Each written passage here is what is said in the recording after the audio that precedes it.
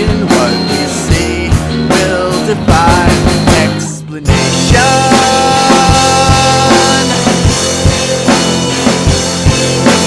If you wanna view paradise, simply look around and view it.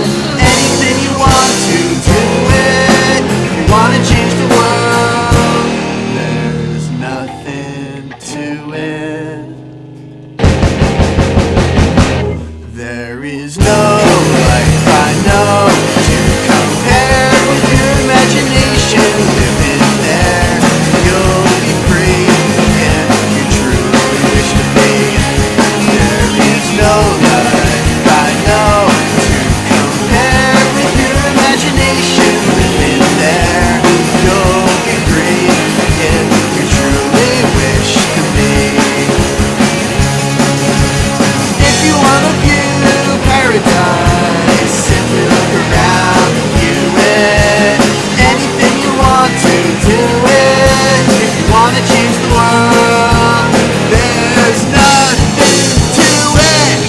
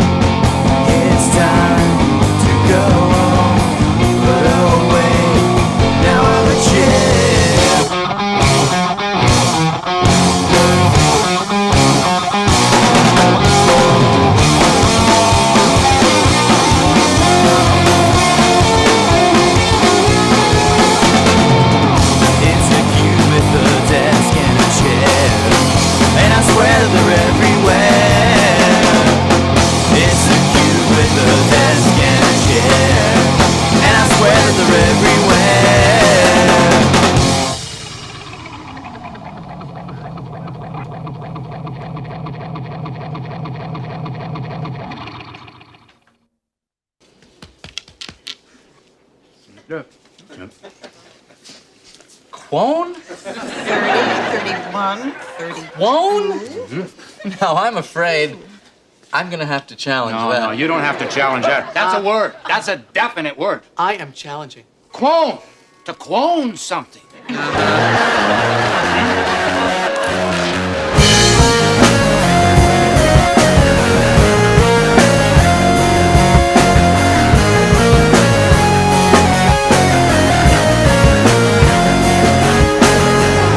Clone's not a word.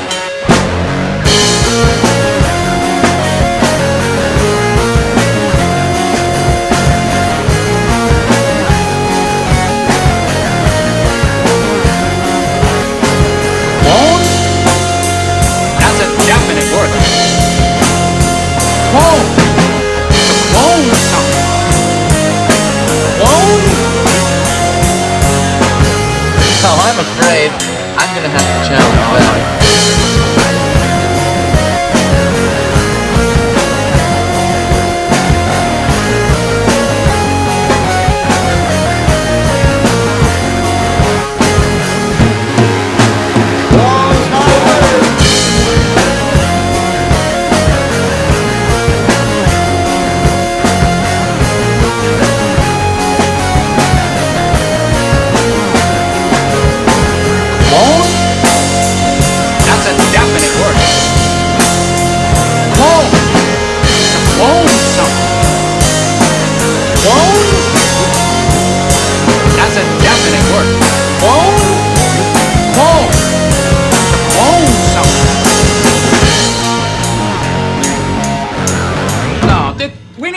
medical dictionary.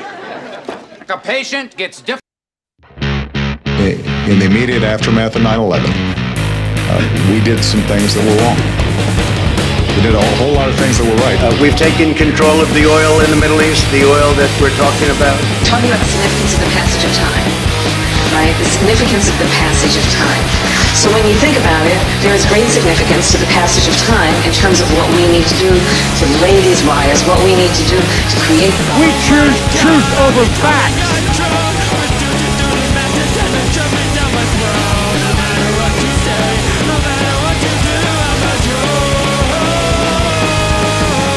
America is a nation that can be defined in a single word. Foothills of the Himalayas.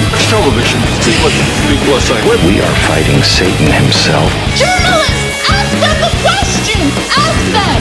Ask them! Ask them! Agree that everybody wants stay inside. They should. Anyway, my time's up. I'm sorry. America's dead. America is indeed dead, and hello, it is that time of the week again, folks. Welcome, everybody. Thanks for joining us tonight. Yes, as you may or may not know, as you may or may not be already aware, I am Greg, the Big Mad Crab, known around these parts. And this is Chris here, Bread and Circuses, who also streams on Thursdays here. But some wacky shit this week. We're going over the news. Kind of in a little bit of different direction, but yeah. Yeah, I guess we're it's usual, but this happened a little bit more terminally online this week, but that's all right. Yeah, I mean, well, we had this giant bridge explosion, and that's probably the one newsworthy thing that people should be talking about. But this did pique my interest here. Trump had an interview on Fox News, as he always does.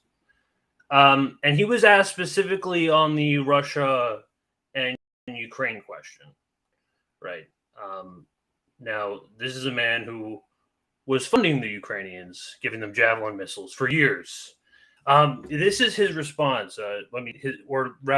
She asked the question on the basis of what he had made a statement previously where he said he can end the war in 24 hours. How would you do that? You said you could end the war in Ukraine in 24 hours. Yes, I How would you do that? I know Zelensky very well. I felt he was very honorable because when they asked him about the perfect phone call that I made, he said it was indeed perfect. He said he didn't even know what they were talking about. Can you imagine, get this phone call real quick? A perfectly real phone call. That was perfect. It was the perfect phone call. We get Zelensky called me up. He's like, Trump, I cannot believe that phone call. It was literally perfect. There was no mistakes whatsoever. Perfect. No stumbles, no no okays, no whatever. You were perfect. That was the best phone call I ever heard. Or like maybe he would say it in his like Ukraine voice, like. I mean, that's just like his hyperbolic kind of thing where everything, like, you notice how Trump always speaks in superlatives. Yeah, like, no, everything like is the best, the greatest, the most magnificent. Like every time he answers a question, he has to talk himself up first. He has to be like, "Well, as you know, I made the perfect phone call. I was perfect on. I'm very good friends with Putin. I'm very good friends with." Yeah, exactly. So just so. Let's see what he would do. What he would do. This is how he's going to end the Ukraine war. He could have grandstanded. Oh, I felt threatened. Well, that's not going to be enough for Putin to stop bombing Ukraine. No. I'm not saying that. What I'm saying is that I know Zelensky very well, and I know Putin very well, even better. Even better. That's going to trigger the Russiagate list so bad. Just that statement alone. That one thing, why are you so close? I'm good friends with Zelensky. I'm also good friends with Putin. Even more good friends with Putin. I love Putin, by the way. I suck his balls every night. Let's listen to that again. What I'm saying is that I know Zelensky very well, and I know Putin very well, even better. Well. And I had a good relationship, very good with both of them. I would tell Zelensky, no more. You got to make a deal. I would tell Putin, if you don't make a deal, we're going to give them a lot. We're going to give more than they ever got if we have to. You said you could. He's going to give them more than they ever got. So that's his response. That's no different. That's no different than what's going on right now. Putin is not down with the negotiations. He's just going to send all the weapons at.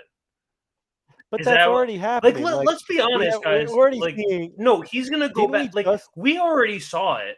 He picked the motherfucking Mike Pence as his vice president, and we saw him get embarrassed this past weekend.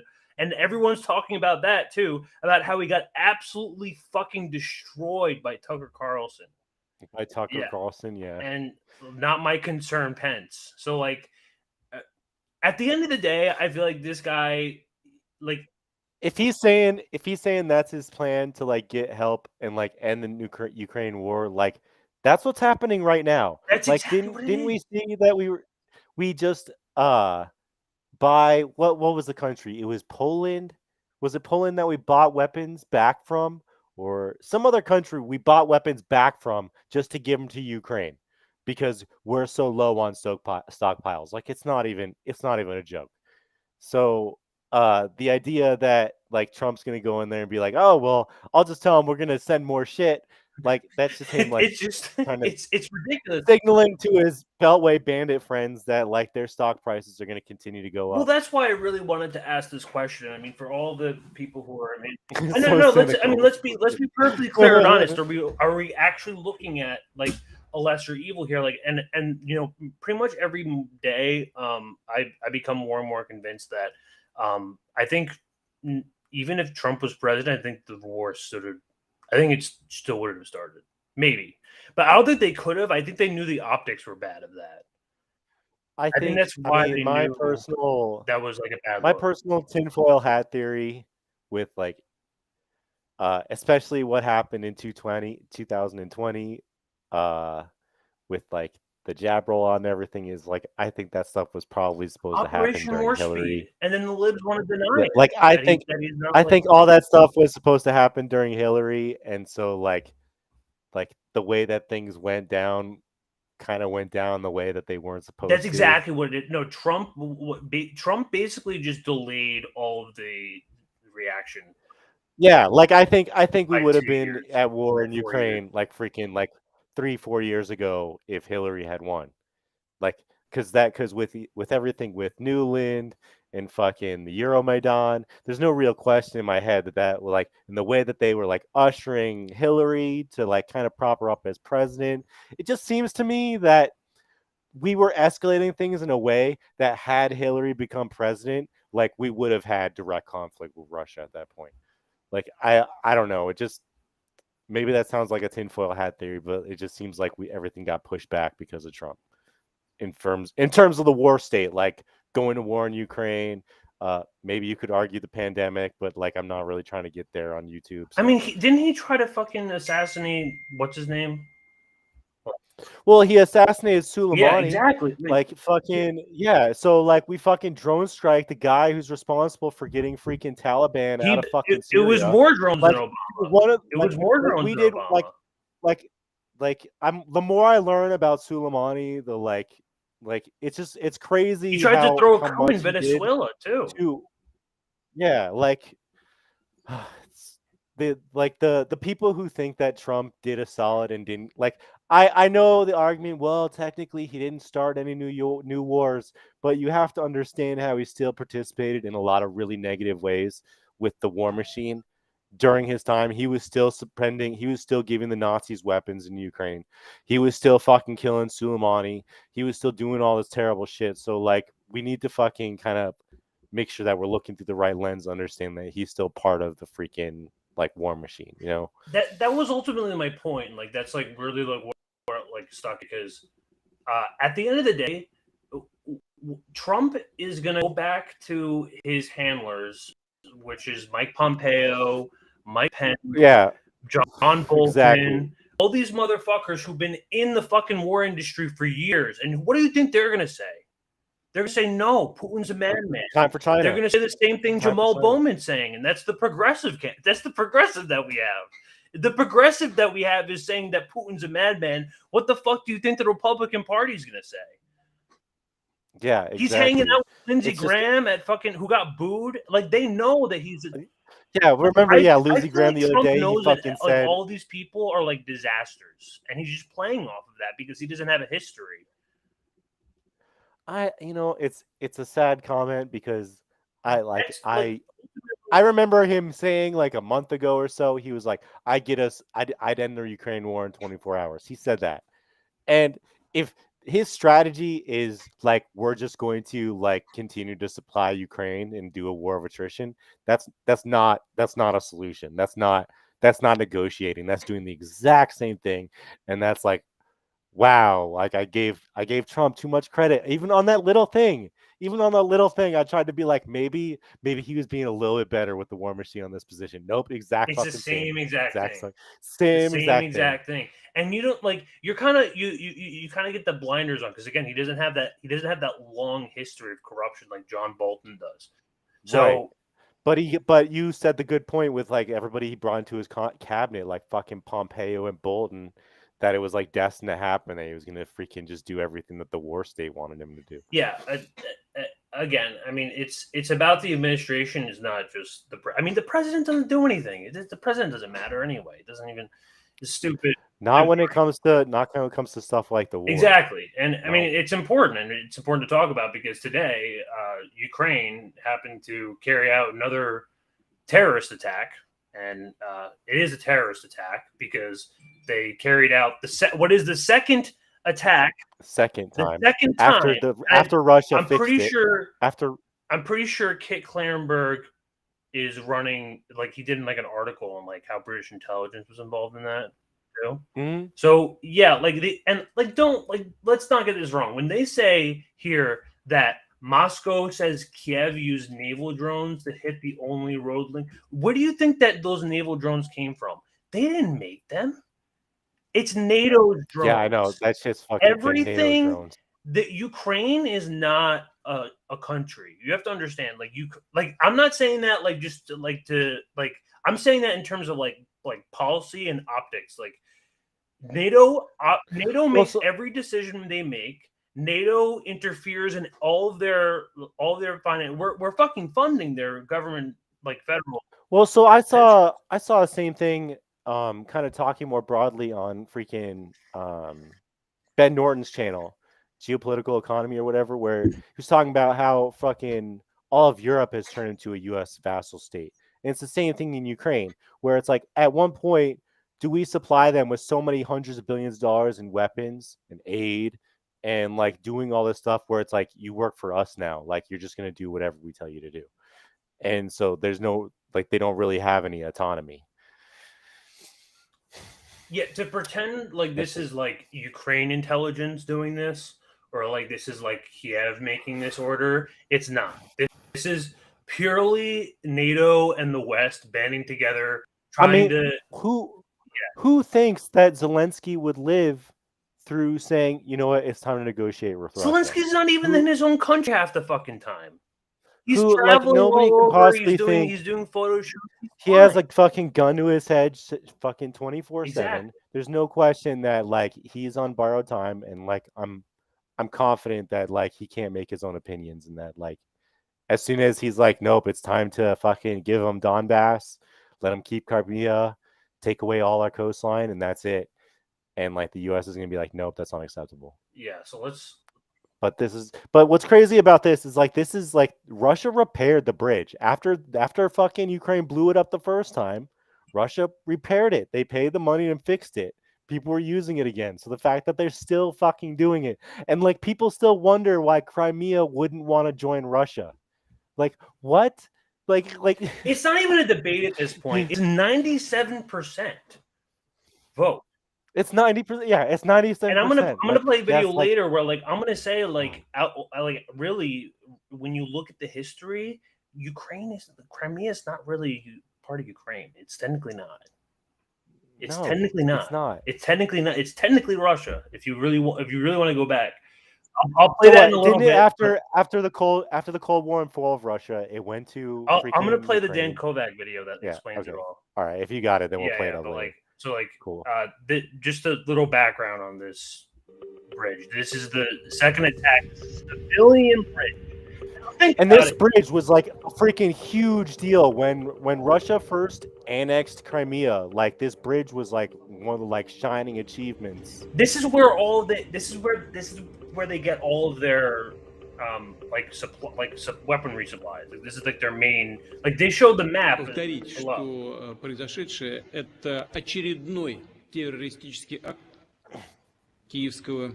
Another terrorist act made by the Kiev regime. Of course, there will be a response from the Russian side, which could be nukes. Who knows? I guess we'll find out.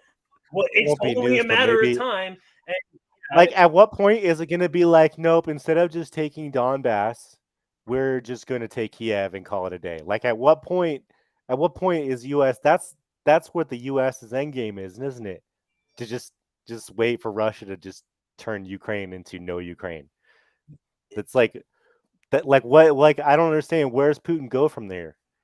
Like you're gonna keep blowing up my infrastructure? Yeah, I'm just gonna like shut it all down. At what point, at what point are you gonna attack the centers of power? Because Ukraine is nothing. Ukraine, like he has an understanding that the West and NATO is the ones that are funding all of this and are cheering this on. This is obvious to everyone in the entire world. Well, yeah. And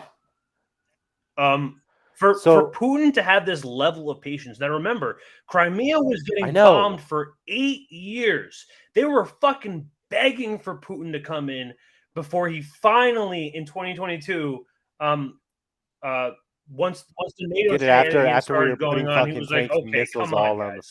This is getting ridiculous. Like, he sat there and people are getting killed. I'm like, live terrorists that you saw the videos on Twitter, like people getting like tied to fucking trees and beaten and shit.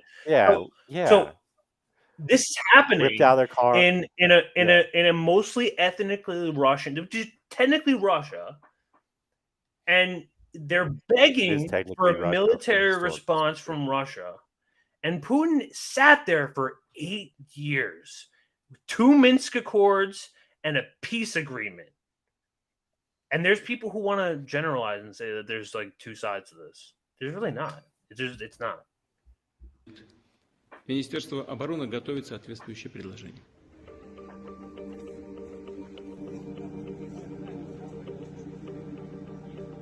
Ukraine's intelligence service. They don't have an intelligence service. Stop pretending that they have an intelligence. Like this is like this is all the FBI. Let's wait until we see all the people who get dragged in front of the Hague. Yeah.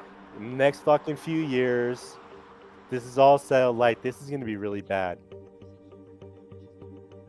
Like, do you remember the videos in the beginning where they were gassing people in the back of the vans? Horrific! Holy shit!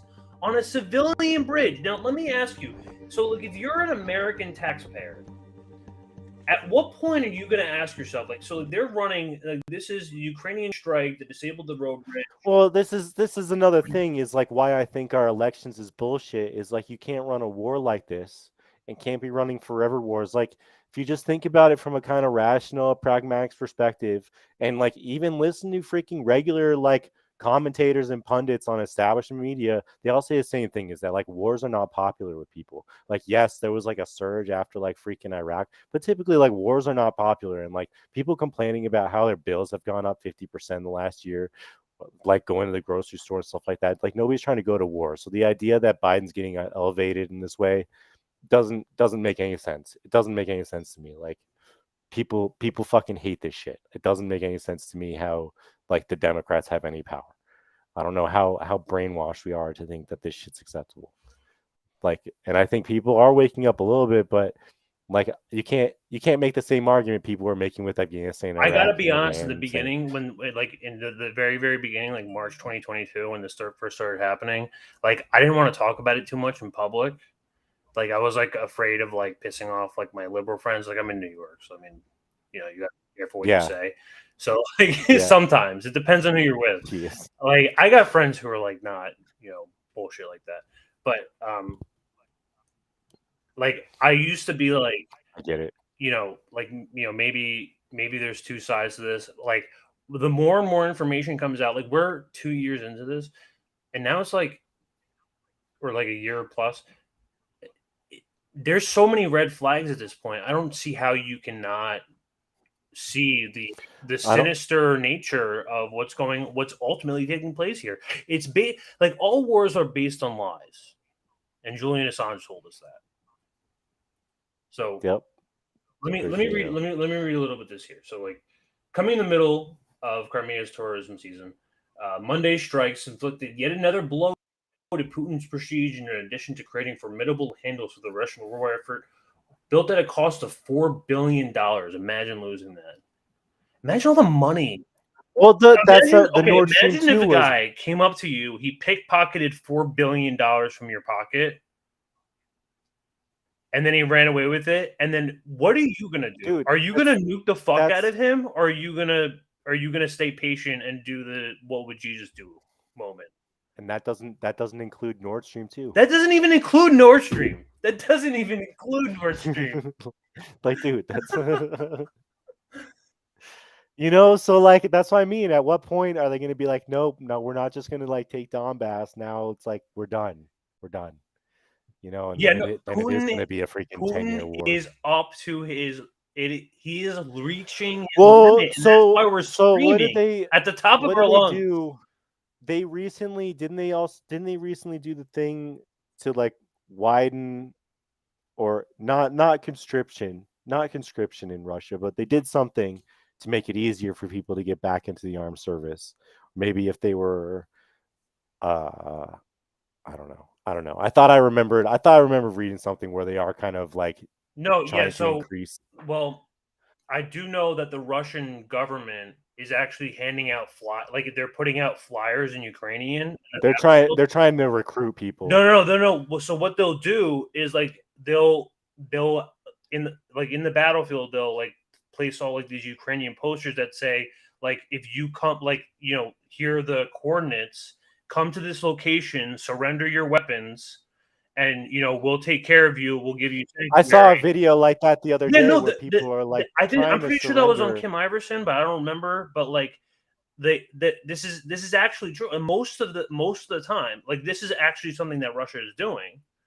And so, like most of the time, when these Ukrainian soldiers get like when they surrender and they come over, and there's a lot of. They're like, don't kill me. And the There's Russians a lot are of like, them. we're not going to kill you. We're not going to kill you. Like, there's a lot of them, and you know what most of them are saying? Ultimately, what they're saying is like, drop your weapons. They're going to ask you, okay, so why did you do this?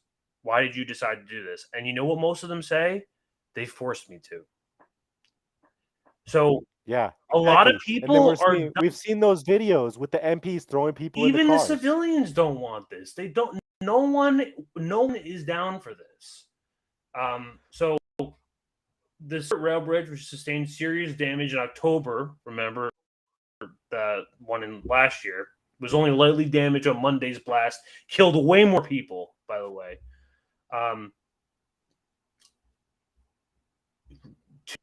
Did you say how many people got killed? Russia said again, as you said before, they see another terrorist attack by the government regime, and there will be a response. Who knows what that's going to be? I mean, it's considered a terrorist attack when it hits civilian infrastructure, right? Like it's a civilian bridge. Now, let me, I'm also like asking, like I think I'm pretty like I brought this up before, but like I'm asking, like if you're an American taxpayer. Right, and you're sitting here and you're watching this going on, and the media is telling you that there's a strong counteroffensive coming on. And, the Ukraine's really going to come back and they're going to take all their land back and they're going to defeat the Russians. They still believe why?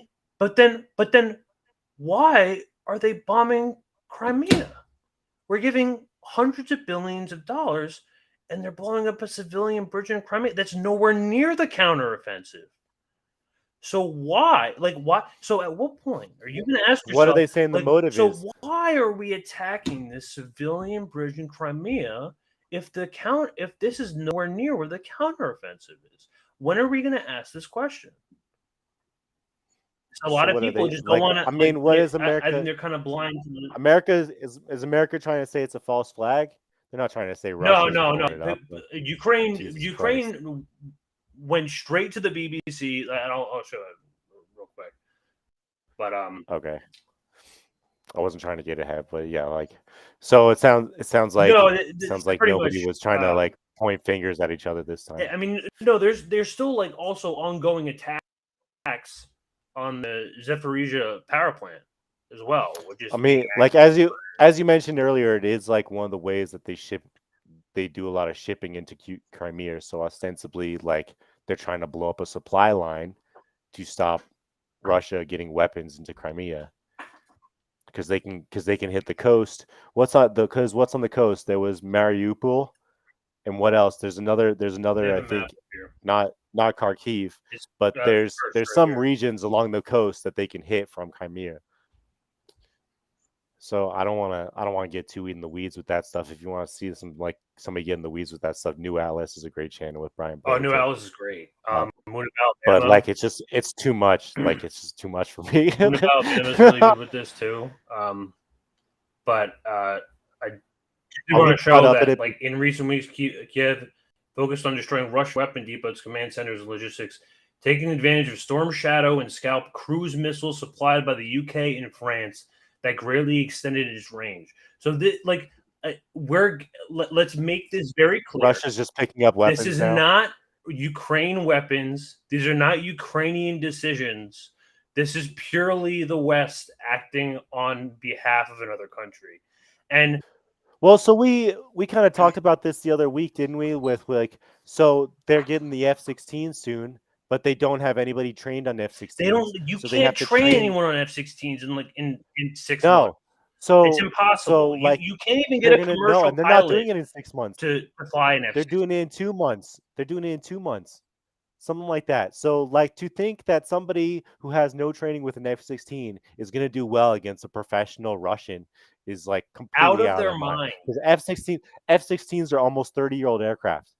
They're almost as old as I am. Like, it's ridiculous. You're insane. Like I have a cousin who's actually a commercial pilot, and I asked him like, how hard is it to fly an F-16? He's like, I definitely can't.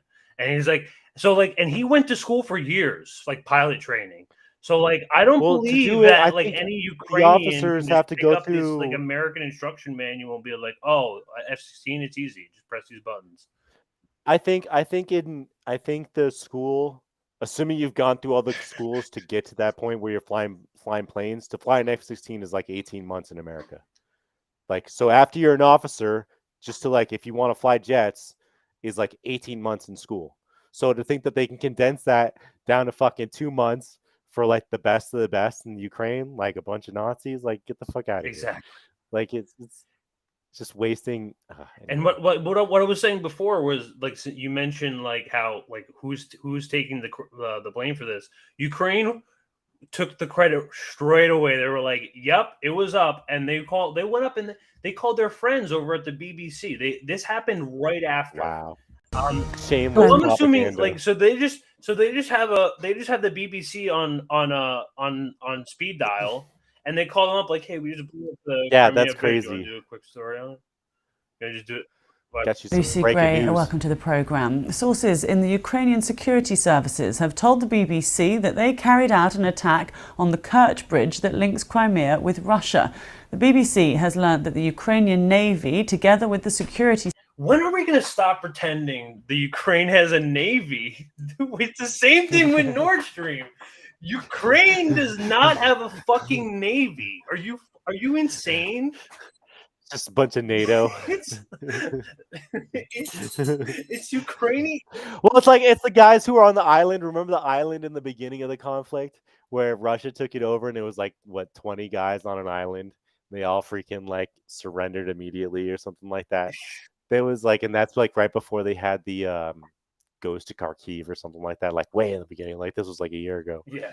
But they don't have they don't have a navy. This is NATO. They don't really have soldiers at this NATO. point. Services successfully targeted the bridge. Russia says 2 people were killed in what it's describing as an emergency on the bridge, which is currently closed to road traffic. Abdu-Jalil Abdurasulov is in Kyiv for us. And can you bring us the latest? Yes, officially Kyiv has not admitted their involvement in this attack. But as you said, our sources and the security services in SBU claimed that the attack was carried out by their agency with the help of the Ukrainian Navy. However, we need to treat this information quite carefully because Ukraine, like Russia, is using information as part of their warfare here.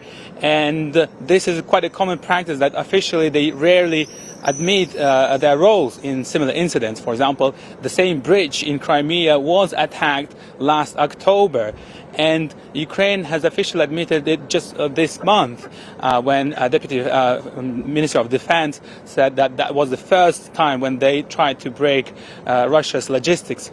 But it looks like the incident there at the Crimean bridge is quite serious, since the ferry connection is also stopped. The ferry connection that connects Crimea with Russia's mainland, and the Russian-installed Crimean officials say that all people in peninsula must travel using the land route via what they called new territories, referring to the regions that are occupied, the regions of southern Ukraine.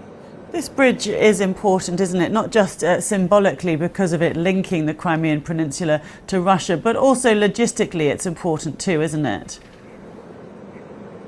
That is correct, yes. This bridge is part of the key supply route that Russia uses to support its forces in southern Ukraine. And without regular supplies, of course, its operations in the regions of Zaporizhia and Kherson in southern Ukraine will be severely affected. These are the areas where Kyiv is focusing on as part of their counteroffensive. So for Moscow, this bridge is very significant to continue the operation, and in order to be able to maintain their control of those occupied regions in southern Ukraine, that bridge is vital, of course. And this comes on the day. They're so desperate. They're so desperate. Whoops. I didn't mean to stop it there. There's one important part. Ukraine export its grain. This day where this deal operation, and in order to be able to maintain their control of those occupied regions in southern Ukraine, that bridge is vital, of course. And this comes on the day where this deal with Russia that lets Ukraine export its grain, this deal is about to expire, isn't it? What are we expecting on that front? That is correct. Yes, the timing of this incident is quite interesting because, as you said today, the deal that allows Ukraine to export its grain is expiring. And one of the Ukrainian militaries from the Southern Command actually commented, saying that this incident is actually Russia's provocation to disrupt the talks to extend this grain deal. So this deal is quite important, not just for Ukraine, but for the world as well, because Ukraine is one of the main producers of grain. Expect prices to go up. Their ability to export using the sea route is important in order to maintain all the volumes of their grain that they have. And over the past year, since the deal was signed, Ukraine managed to export more than 30 million tons of grain. And for the United Nations said that all these shipments were key to for the global food security, and therefore it's important to renew this deal. So let's get this straight. And I'm a big tinfoil hat about how they're I believe like elites are trying to mess with the food supply. Yeah. So what this is very obviously is so like Ukraine, this bridge is very essential to this grain industry that comes across, and it's a big export to the U.S. as well, for the global food supply actually. And the fact that they blew it up on the day that this deal expiring was basically just a big fuck you to Putin. And definitely and Putin a big fuck you to Putin. exterminated the deal. Because he's like, okay, so why the fuck would I deal with you guys? Why the fuck would I do business with you guys if you're gonna blow up my bridge? So like what? So it really doesn't make sense anymore. They're like really like triggering, like they're like, and this is not affecting just Ukraine and Europe. It's affecting us too. So the one thing that I was like kind of keep in mind in this is that like basically what this BBC guy is saying and what the BBC is saying is just what they got from Ukraine. So they're doing the mouthpieces just like MSNBC and CNN. So when they're like, oh, it's so important and it's gonna knock out all this stuff for all this time, like Russia's probably gonna fix the bridge in the next fucking 2 weeks, 4 weeks, 6 weeks. Like they're gonna fix this shit quick. And they're not fucking around. So like the idea that they're gonna like gimp Russia for any extended period of time is ridiculous because Russia's in it to win it. And like they have the resources. Ukraine doesn't have the resources to do this all the time. Yeah. So I kind of see it as like that. Yes, it's like it's a major inconvenience and it's a problem, but like Russia's gonna fix that shit, I think. Pretty quick. Yeah, though And they're just gonna put more military there, more security there, and they're going to hit harder, like he was saying earlier. That was the other thing. He was like, we're if you guys are gonna keep fucking with us, we're gonna like make things more difficult. So like, yeah, it's like a matter of like it's like dealing with like a temper tantrum toddler. Like, what do you do? Not even that, like a destructive. Like imagine like you had like the most insidious 6-year-old evil kid who was just like tearing up shit, like throwing shit on the walls, like fucking up your microwave and like putting the cat in the dumpster, like doing like weird shit like just like eventually. At what point are you gonna kick your kid? At what point are you gonna send your kid to like mental health services or something? Like at what point are you just gonna be like, okay, I'm done? Like this is what like essentially what Russia's dealing with. It's a bunch of children having temper tantrum, and it goes back to like what you're saying, like in the world. Euromaidan didn't happen yesterday. It's been 9 years at this Exactly. point. It's a prolonged temper tantrum. Like it's been a long time where Russia has been like not trying to start World War And it means nothing because like Russia's really not communist anymore. So it doesn't make any sense. There's no Cold War. But I think there's also, I mean, we could have a whole separate discussion. It's a geopolitical, like, ideological thing. There's definitely like an economical, there's hegemonic thing going on that for sure. that transcends that kind of neoliberal ideology. I think they both have like kind of like neoliberal tendencies in their own right. Well, in a capitalist economy, like that you need to your power in the world. This is why China is the biggest power right now. But China is socialist. That's a different problem. Now. I think there's a different right. I think there's probably more in common with Russia and the U.S. than there is with U.S. and China. I would agree with that. Well, China is a totally different economic system, and they are fairly more successful than both of them. People say, but there is like what I was going to say before is like if you read things like, and that's like I think I posted something on Twitter before about tragedy and hope.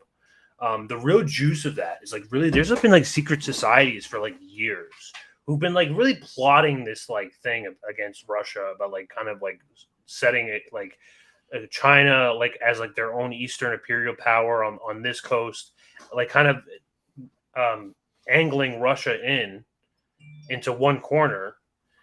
And well, their biggest mistake was pushing Russia towards China and not expecting them to gang together and be like, okay, what are we going to do with this guy? Well, I wonder. I'm so cynical. I wonder if that's the point sometimes because like U.S. had to ally with somebody, they're not going to get enough resources and support from the allies that they have. They've been pushing China away and Russia away for the last 30, 35 years. They've been pushing Iran away for at least 35, 40 years. So it feels like it was going to get to this point eventually where it's like the places that, maybe when I was a kid, China was not where it is today, not even close. Maybe like people who were trying to like run things back then didn't have the foresight to think that China was ever going to be what it is today. I don't think. Well, and we did like pump them up economically. It's a whole different conversation. But like, whole different conversation. Yeah. But yes. Yeah. So, to see the destruction of this bridge, and this killed 2 Ukrainian civilians. But technically, well, I guess they're ethnically Russian, but like, watch this disaster unfold.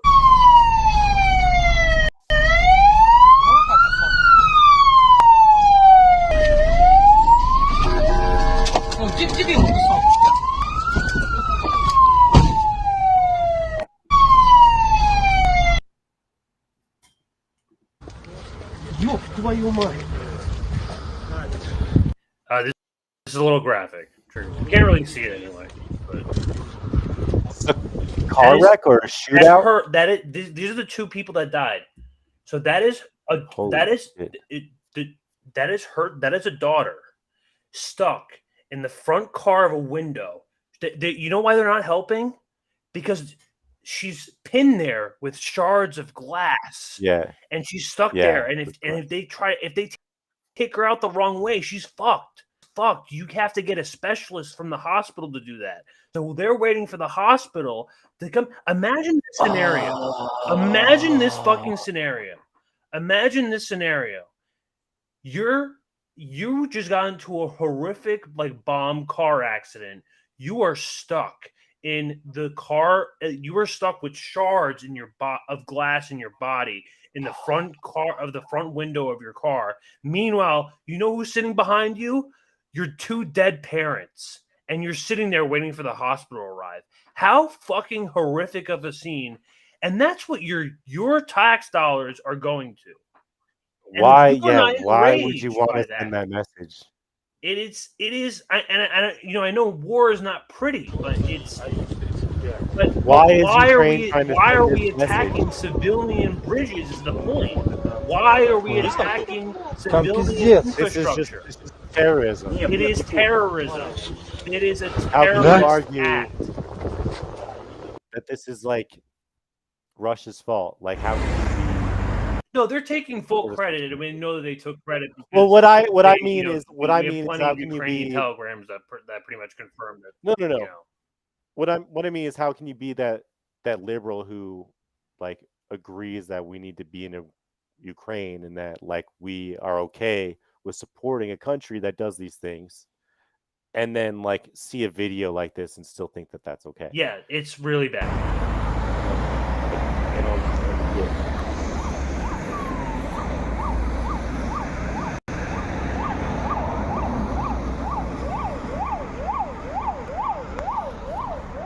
Ребята, мост закрыт.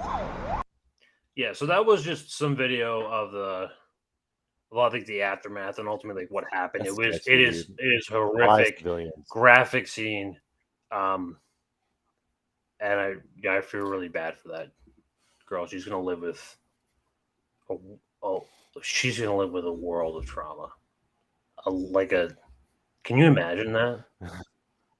I don't. If she lives through that, what kind of mental shit goes on? Holy brain damage too. I hear stories of people from Serbia and the 1998 bombing. Damn, but still, holy shit. No, that lady's not okay. Not okay. I feel bad. Definitely not okay. That's what I had. But I don't know what. I'm assuming there's some communication between whatever Ukraine intelligence and American intelligence. So I don't know why American intelligence would give the thumbs up for Ukraine to do something like this and think it's like a good move. I don't understand I could kind of understand it the first time, but Russia built that shit and fixed that shit so quick. So why are they doing it now? You're just desperate. You're just trying to slow it down for a few weeks. Yeah. Do they plan on doing a counteroffensive to make it harder to get weapons for Russia to get weapons? There is no counteroffensive. They don't have any. They don't have any ammunition. Last reports I saw, they were they're 20% down in ammunition. They're attacking. They're using whatever they have, Ukraine, UK, and France. Yeah, they got shit to fucking blow up civilian bridges in Crimea. It's what the fuck is they can't find the money. We did that video, we did that segment before about where they can't find any of the weapons. So we know that this is all a racket. This is all just a big, it's it is what war Yeah. is a racket. That's what They're just stretching it out. Yeah. They're just stretching it out. I wonder if they just don't want Russia to blow up the coast of freaking Ukraine from Crimea. Like, I don't know. It's just shitty. definitely shitty. It just seems like just stretching it out. But so speaking of our favorite Republican contenders, a lot of people this week talked about Tucker's roasting the neocons and the whatever Blaze TV conference he was doing. Great, by the way. I really do commend him for that. And he really roasted, Mike, not my concern, Pence. Yeah, which was great on his point. I mean, you gotta love him for that. A lot of people. Well, this was actually one of the most viewed interviews in Congress. On Twitter. I think it was like I saw on like Wikipedia. It was like one of the most watched interviews. The Tucker with Tate. Tucker with Andrew Tate, and it's a strange combo. It's something you wouldn't typically see. I mean, I guess you would consider Andrew Tate part of the sit still, far right ideology, perhaps. Oh, he's definitely. I would definitely put Tate on the right side. But I mean, I think the thing is that like he has a lot of popularity, so Tucker was just trying to appeal to his population. There's a lot of controversy. Like he like the thing is like he like portrays himself as like this like savior or like hero, and like when you actually go in and watch like he's like these like courses that he's doing, they're all just like scams and just like bullshit. Like it's we'll show but a little I bit mean I think the other thing to look at is that some people like to kind of put Tucker on a pedestal because they feel like because we got away from watching like liberal media that somebody else or establishment media that like Tucker Carlson somehow like some savior or like some like different sort of like person coming out from the establishment, and he doesn't represent those same values. But I think he also has like an interest in interviewing these. Yeah, and I think he also has an interest in kind of interviewing this character in a certain way, and whether that's misogyny or that like, Tucker's a piece of shit for his own reasons. Like, I don't know. I just think that it's interesting kind of how he glosses over some of Andrew Tate's freaking horrific alleged crimes, And we'll see a little bit of that soon. Yeah, we'll see a little bit. Did you just want to play it from the beginning? Yeah, I'm trying to like get to the point where like he actually like, interviews him. Yeah, okay. Let me reload this. A quick refresh did nobody wrong. Hey, it's Tucker Carlson. Hey, Tucker, how you doing? Fucking A. Happening. Noticing it is forbidden, but that does not make it any less real. So it's probably not surprising that Andrew Tate was the most Googled man in the world last year. He offers a different vision. Tate is a former professional kickboxer. I feel like the Matrix grift is like part of like his defense of like trying to get out of. I feel like if he gets a public framing in like a certain way, then he can potentially get out of prison time. It's like so like the Matrix thing is like the MAGA communism thing. It's just a fucking thing they throw out exactly there. What it is. It's like a made up thing. It's just a made up thing just to throw people off the course. It's terminally online bullshit. That's what it is. Like that's what. Well, it's a. I mean, yes, it is kind of a terminally online thing that I admit, but at the same time, is like a reactionary thing when people don't have like theory or a reason behind their thing, and they just want to like be mad at something. They just make something up to be mad at, or make something up that's a problem that's like not really a problem. And like Andrew Tate's one of those characters who just like creates problems. Anyway, I guess we keep playing. A decade ago began posting advice to young men on social media. Tate's view is that men want respect above all. It's how they're wired. In order to get respect, men must be. You have to physically beat them and force them to do OnlyFans. and steal their money. Worthy of it. They must become more impressive. Wake up early, work as hard as you can, stay sober, find God, keep yourself physically fit, don't complain. That's his worldview. Earlier generations he's kind of of Western putting him on leaders a might have found pedestal, man. He's kind of putting him on. No, like I don't think he knows too much. I think Tucker got blinded. You think he got blinded? You're giving him the benefit of the doubt on this one? Well, listen, we have to understand, like, and I think he admits that, like, Andrew Tate, like, inherently is not political. It's not really political. It's made political by bad actors, but what he's doing ultimately is mostly about like a sexism battle. That's like mostly about like a toxic masculinity. I don't kind of thing. know. Maybe it's just the child trafficking or the trafficking thing that like he just has his blinders on. I would think. No, I mean he is a human trafficker, and that's really where like the shock comes from here. I mean, like it's where the evidence, when you actually look into the actual document itself and the evidence, it's pretty clear where his crimes are. But like we'll see. parts of Tate's message inspiring. Now it's seen as a threat. The media treated him like a criminal up until the day he was officially classified as one. Just after Christmas last year, Tate and his brother Tristan were arrested and thrown into prison in Romania, where they live.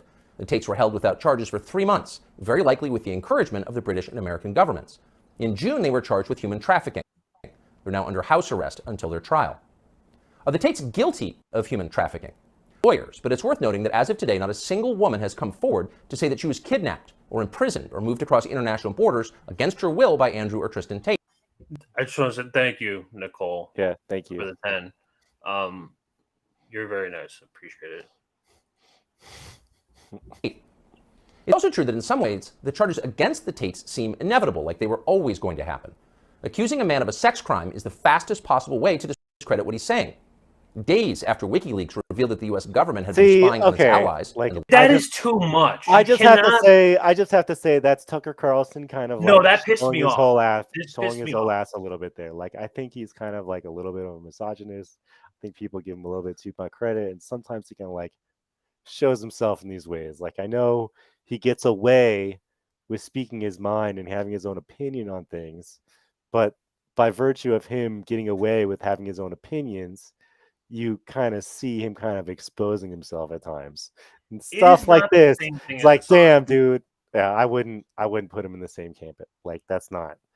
No, I think like first of all, like if you look at Tucker's history, like I don't know Assange's history, but I know his history. Freaking got like what Schwann. No, Assange. The whole thing is fake. The whole thing against Assange is fake, and that's that's fake because they couldn't even come up with enough evidence to charge him with that. So they charge him with espionage because they can't get him with the rape thing. Let's think about who else that we know who they've tried to like pin crimes on about freaking like sexual activity that ended up being nothing. Like there's a theme. There's a theme of them pinning that on people. But like it's okay. We're gonna show. We're trying to be open minded here. We're not coming in here with like any sort of like. You know, we're going to present evidence, but we just want to see. We're just to show you where this came from. Lying about it, since full life, but not accused of that girls do make TikTok videos. There, prosecutors dropped the case against Assange for lack of evidence, though somehow that fact was not as widely covered. Is that what's happening here? Again, we don't know. Jeffrey Epstein's dinner partners insist that Andrew Tate is a pervert and a criminal. Maybe they're telling the truth. Either way, we think Tate's views about men very much deserve a hearing. So we flew to Romania to talk to him. We're posting the entire interview here on Twitter because we've been assured it will not be taken down for ideological reasons, as so much of his content has been. The video is long, but if you can, take the time to watch it. Make up your own mind about Andrew Tate. Here it is. We're just going to watch. So what are you charged with? That's a really good question. I'm charged with being the head of an organized criminal group, which is in charge of recruiting girls to make TikTok videos to steal the money from the TikTok views. Recruiting girls to make TikTok videos and stealing the money. So it's really a financial crime? It looks that way. And it's very interesting because the girls who they've identified to add to the file are saying that we're not victims of anything and this isn't true. But the state believes it's true. And the state thinks that I, as a 35-year-old man, woke up. I was already extremely financially successful. I was already a father. I was already very well known. I had no financial motivation. I have no criminal record. It's not my personality profile. But I woke up at the age of 35 and decided to make girls do TikTok to enrich myself pennies that I would earn from TikTok views. So in the United States, I think the belief is that you were charged with human trafficking. Yeah, that's human trafficking because what you do is you force a girl to work against her will for financial gain. That's human trafficking. And their justification for this is that girls do TikTok. Some girls I know who they found who say they're not victims have TikTok accounts. How do you force someone to do TikTok videos? I guess the prosecutor is going to have to explain that, isn't he? It's a very interesting scenario I'm in, and I'm inside of Romania, so I have to show a degree of respect to the Romanian judicial system, and I have to show a degree of respect to the situation I'm in. But the overall charge is that there's an organized criminal group. There's a group of us. I'm the head of it. My brother is below me, and we use the lover boy method to convince women to do TikTok videos to make money so that we can steal the TikTok money. Okay, so first off, like, let's just before we get into the nuts and bolts of this, by his own admission, he's saying that what he does is he courts women, gets them to fall in love with him, and then he makes them perform in front of cameras for money. That sounds like fucking prostitution for me. Now, if he's like hiring these people and getting them to come in from out of country, like that's like also freaking That sounds like trafficking, doesn't it? That sounds like fucking trafficking to me. So like, he said that shit. He said that shit. Now whether now the thing that like Tucker doesn't push him back on is like he tries to play it off like it's not actually trafficking. Like it's not actually a problem. Like, oh well, like they're still getting money, so technically it's okay. Like, no, like we'll show you, but there's a difference between giving somebody a job and making them your de facto slave. So like he was clearly like prostituting these women hardcore. And He says it out loud. Like this is like it's funny. It's just it's too bad that like Tucker Carlson was probably like, I get 2 hours out of this video, so I'm just gonna like pretend he didn't say these terrible things. But it's a shame that he didn't push him back on this stuff because it like he says so it obvious. out loud. He says it out loud. What are you charged with? That's a really good question. I'm charged with being the head of an organized criminal group, which is in charge of recruiting girls to make TikTok videos. They face charges which include human trafficking, rape, and forming a criminal gang to sexually exploit women. OnlyFans is the best hustle in the world. Are they accusing you of using violence or? No. They're accusing me of using the lover boy method, coercing them by being nice. I don't mention webcam until after I've had sex with the girl. If you're on dates and you're trying to mention it and shit, it just doesn't work. It puts them off. I'd never do that. That's disgusting. I'm let's pause it for a whore. second. Really quick. Normal people would call this fucking shit grooming, okay? Normal people would call this fucking grooming. It sounds like grooming. This is grooming behavior, but with freaking adults. So just because it's with adults doesn't make that it's like okay. Like this is still freaking manipulative of behavior. This is still freaking like coercive behavior, I guess is a good word for it. So we can continue. Anyway, and he has a whole class on this shit. That's just crazy. Gonna work. You continue as normal, no mention of webcam. You fuck the girl. After you fuck the girl, you do the PhD test. So yeah, on CobraTake.com I have my PhD program, and that is PhD is a pimp and hose degree that I'm clever. And that teaches basically how I got girls, how I met girls, how I got girls to like me, how I got girls to fall in love with me to work on webcam for me. And you're always working. Why don't you work for me so we spend more time together? Work for you doing what? So you'll have a webcam business. Oh, I don't want to do that. So okay, I know you don't want to do that, but listen, come, let's have a meeting. Let's just talk about it. If you don't want to do it, don't do it. Fine. But let me explain it to you properly. In fact, I'll bring one of the girls who works for me. Your bottom bitch is the one who does the selling. You don't do the selling. The girl has to hear it from a girl. And this is where your bottom bitch has to be trained. That's why I said it's so important to have a good first girl. Because that's what I did. That was my MO was find girls, make them love me, and make them work for me. This girl's like, okay, It well, I'll sounds like try prostitution. it. Put both girls on exactly. camera That's together exactly the what it first is. day, Prostitution. So the new girl can sit there and just sit with the other girl. If and you're get going drunk. out, Give him a bottle of it's vodka. First night that I worked for him, Andrew bought me like 5 bottles of wine. So I got completely drunk because I'd never done webcam work. So I was very, very nervous. And that's how I got rich. So that teaches everything I know from start to finish about not only getting girls, not only obtaining them, but retaining them. Because that's a completely different game as well. And over time, I just build up this big little empire of webcam girls. At one point, Totally I had not 4 pimping. locations, 75 girls working for me. I'd take around half of the money, around 50%. You take 50%. Around 50%. They thought they were on 50%. And I said that the disparity is because of taxes. He would just pay me a flat fee of £15 an hour. We got to the point where we had these guys falling in love with my models, serious, big time in love, right? Sending crazy money. And they were convinced they were going to meet the chick. This is almost where I kind of felt bad. Because they were like, can we meet? I've sent you $200,000. When you look at the money that I was actually bringing in, it just doesn't even scratch the surface. I had these guys selling their houses, life savings, loans, all of it to me. Give me it all. I was all about trying to get paid. Like my whole, I used sex as a tool to make women love me so they'd obey me and live in my house and make me money. That's what I wanted. That's the definition of a con man. Were there any other What else do you need from that? That's the definition of a con man. He says it out. This is the most like incriminating person I've ever heard in my life. So fucking cocky. If you can put together a compilation of this guy saying exactly what he did, and I think you can probably get put in jail. Trying to get paid. Like my whole, I used sex as a tool to make women love me so they'd obey me and live in my house and make me money. That's what I wanted. So I was a pimp in that sense. Were there any other instances where there was physical abuse? I saw him smack girls with a belt. Some ideas? You want some ideas?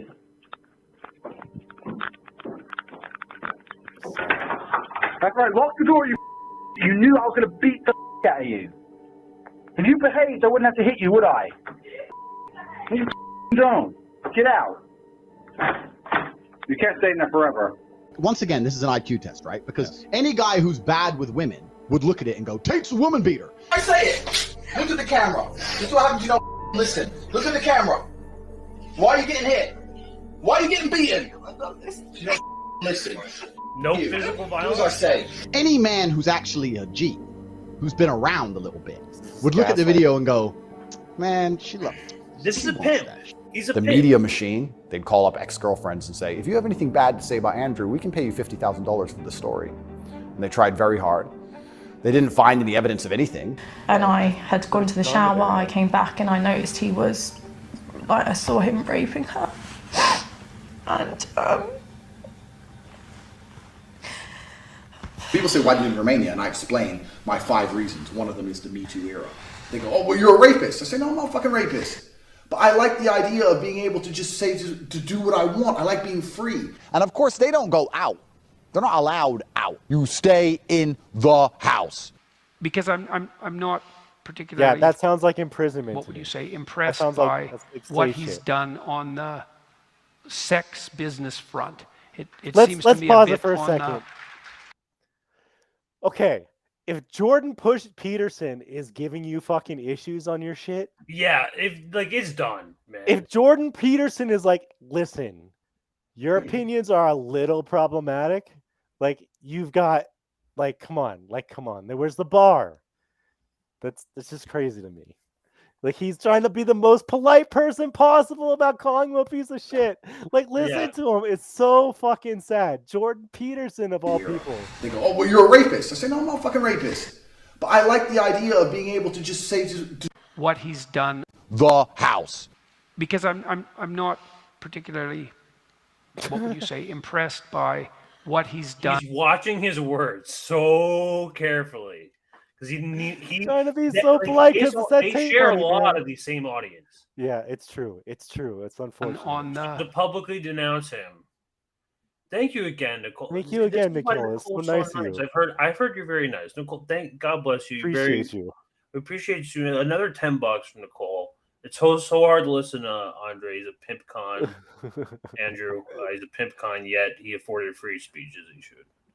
Yeah, I think so too. I think everyone should be afforded free speech. I think everyone should, and I think, but if you really look into the evidence, I mean, so with this channel, Milk Bar TV, they sent to FOIA, and they actually got the court document of the affidavit of what he's being charged with, and if we're not saying that all of this is true, we can't back it up with evidence, but if the remaining court is saying this. Here's my opinion on it, and it's kind of one thing. If you can put together a compilation of all of this, if you have an affidavit by the remaining court and he's being charged with this, and this, and then you put together a compilation of him, saying exactly what's in the affidavit over and over again. So, like, what can you expect? My thing is that as I've gotten older, I've learned to trust my instincts. And when I saw Tate for the first time, I was like, wow, this guy seems like a piece of shit. Like, I'm not like, why? I don't know what people see in him. And then people vibe out to him, and then stuff starts trickling out. And it's like, oh, look, turns out he's a total piece of shit. What a surprise! Yeah, no, he's an actual human trafficker. I'm gonna make a small argument. Guys, like turn on your shit sensors. If some of you are like, I think Jordan Tate he's fans like for a placed minute, here. like, I'm I don't know make an how. argument in a second, but let's just finish this real quick. Now it's done. Of course, it's going to be an issue now. Of course, this would be the spy. Continue. Sex business front. It seems to be a bit on the pimpy side, let's say. I get called a pimp a lot, but and the reason I use the term is because I don't see it as a negative term. I see it as positively inspirational and motivating person. She has to respect you and love you and want to work with you. And that's done through positively inspirational and motivating person. I'm going to send you a book. Dude. It's a guy called Pimpin' Ken, who was a street pimp in the 90s, and he wrote a book, so 50 Laws of the Game. And one of the laws of the game is a hoe without instruction is headed for destruction. They're accusing me of using the lover boy method, coercing them by being nice. Let me read you then what you have said about what you have done. Sure. You have said, my job was to meet a girl, go on a few dates, sleep with her, get her to fall in love with me to the point where she'd do anything I say, and then get her on webcam so we could become rich together. I don't think that's what I personally said. I think that's exactly what you said on your website. No, I've never said that. So yeah, on covertape.com I have a PhD program. I think the belief is that you were charged with human trafficking. Yeah, that's human trafficking, because what you do is you force a girl to work against her will for financial gain. That's human trafficking. And their justification for this is that girls do TikTok. Some girls I know who they found who say they're not victims have TikTok accounts. PhD what is a terrible degree. person. Clever. And that, I can't. I'm convinced. I can't say it on YouTube. But What I can't don't you have say? enough. I don't have enough terrible things to say about this person. And it's such a shame that. Well, people I vibe am with actually terrible human convinced beings. that he is placed here on purpose, and I actually think that Andrew Tate is an asset. You want to know why? Because You think he he's an asset? says multiple times that his dad is CIA. Someone messaged me who was in, because my father was in the CIA. He held the CIA record for the fastest assimilation of a foreign language. My father learned Russian within 2.5 weeks from zero. Someone messaged me who was in, because my father was in. There's multiple videos of this, but We're just saying like CIA shit, just like alleging CIA no, shit. no. He said no. There's I can find at least 2 videos of him saying my father was in the CIA, and he would like. I mean, languages and shit. here's the thing: it would not could be bullshitting. Here's what I will give the CIA as it stands right now, in my understanding of how the CIA uses women in prostitution to fulfill their agenda. Is that it wouldn't surprise me if they got compromised at some point. They're like, okay, you're gonna keep doing this now, and like that's his connection to the intelligence, just like the same shit with Epstein, same shit with all these guys. He's just another cog in that, and I think that's part like. Maybe that's a reason now to kind of talk about Andrew Tate, because he really kind of is like an Epstein in another way. That's still what a guy. I mean. Like, that's where I'm getting Epstein vibes now, because he kind of has those Epstein vibes, doesn't he?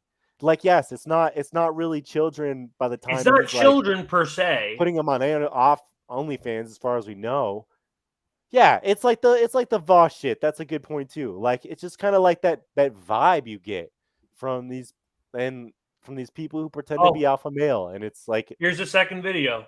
Here he says it again. His dad's in the CIA. Worked for the CIA. He was a linguist. A linguist? My father worked for the CIA. He was a linguist. What's that? A linguist. He spoke 5 languages. My father did. Wow. Now I'm kind of interested in doing more research on this fucker. Worked for the CIA. Like maybe he was, maybe he wasn't. Like, maybe he just got his story straight. It would not surprise me this guy's paid a lot of money to have a phenomenal publicist.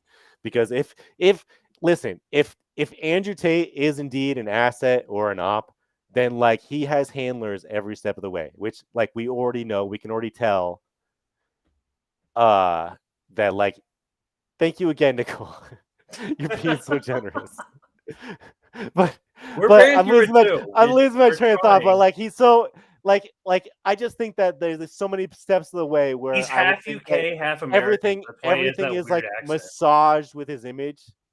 Everything is being like fucking kind of like so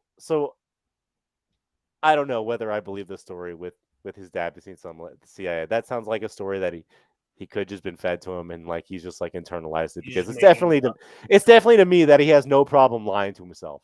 If somebody can sit there and be like, oh yeah, I was like bringing in women from across the country and like it wasn't a big deal and like I was totally paying them. Yeah, it was totally paying them. It was on the level and like they had every choice along the way, while still saying that it wasn't freaking like prostitution and that he was like using the word pimp and still going to bed sleeping on night and there's fucking thousands upon thousands upon thousands of dollars. I'm like, I am sure that this guy could fucking lie to your face about just about anything within like and have no problem with it. So like, yes, it's like it's very easy to believe that this guy has connections to the CIA.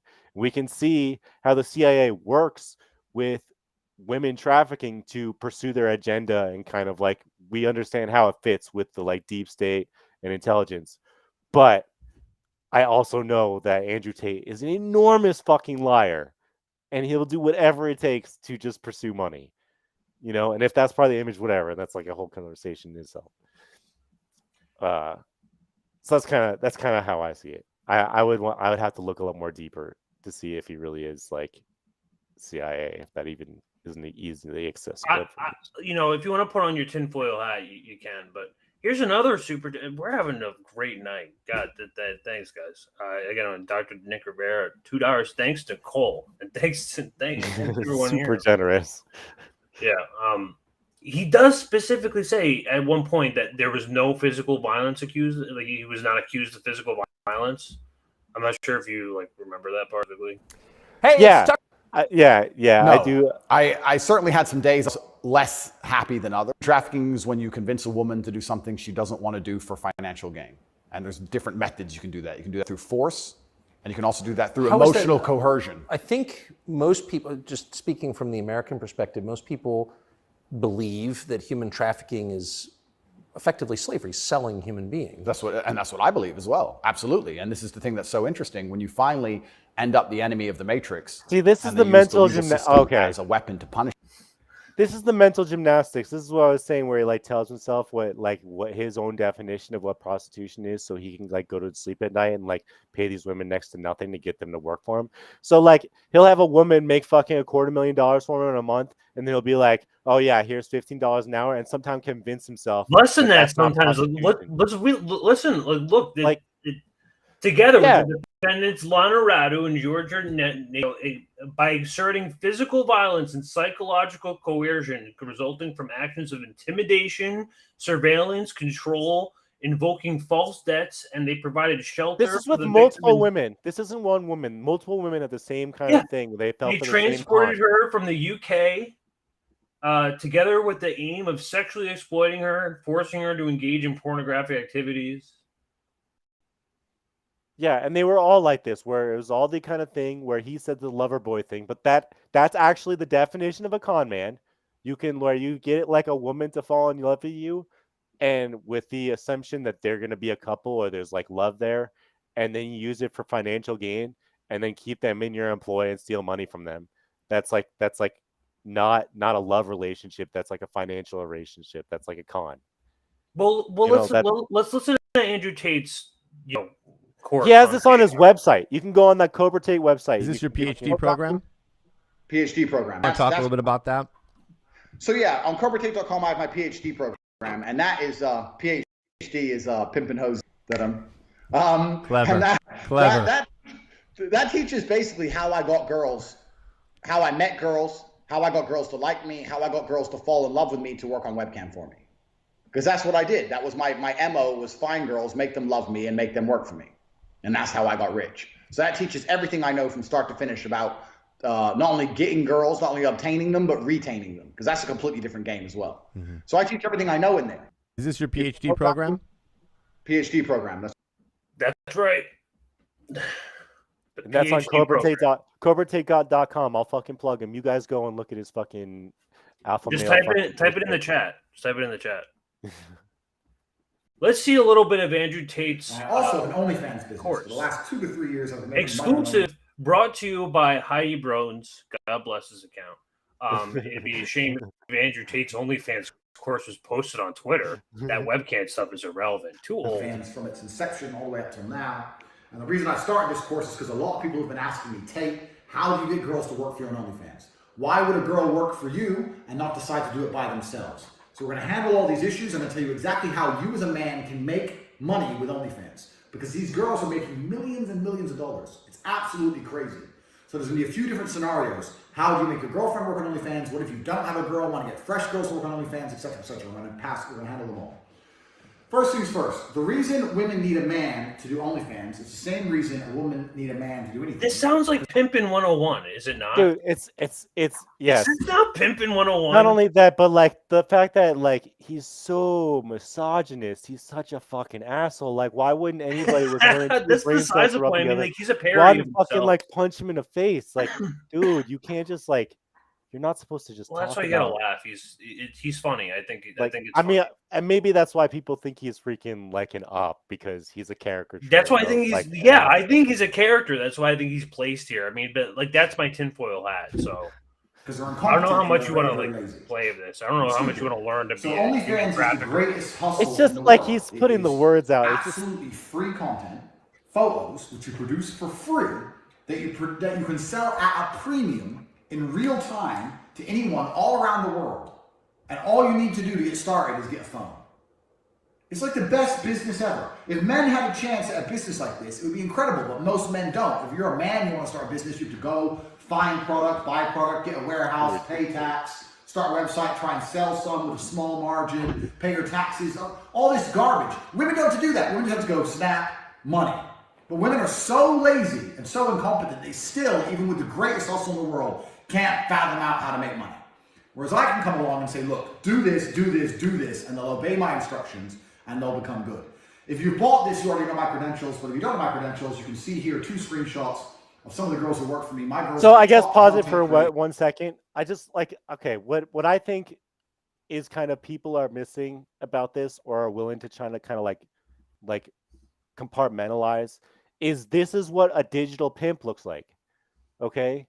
This is like kind of what will lead into the next segment actually is like I want us to kind of recognize that we're kind of entering a new paradigm where like commodization is entering this kind of digital realm and people who are doing OnlyFans things like is definitely a problem and like not the same way that people but like that's like but beyond that this guy is a pimp and whether he's like walking down like a fucking dirty sidewalk and fucking keeping people in an apartment or he's forcing them to go in front of fucking cell phones, he's still doing the same thing.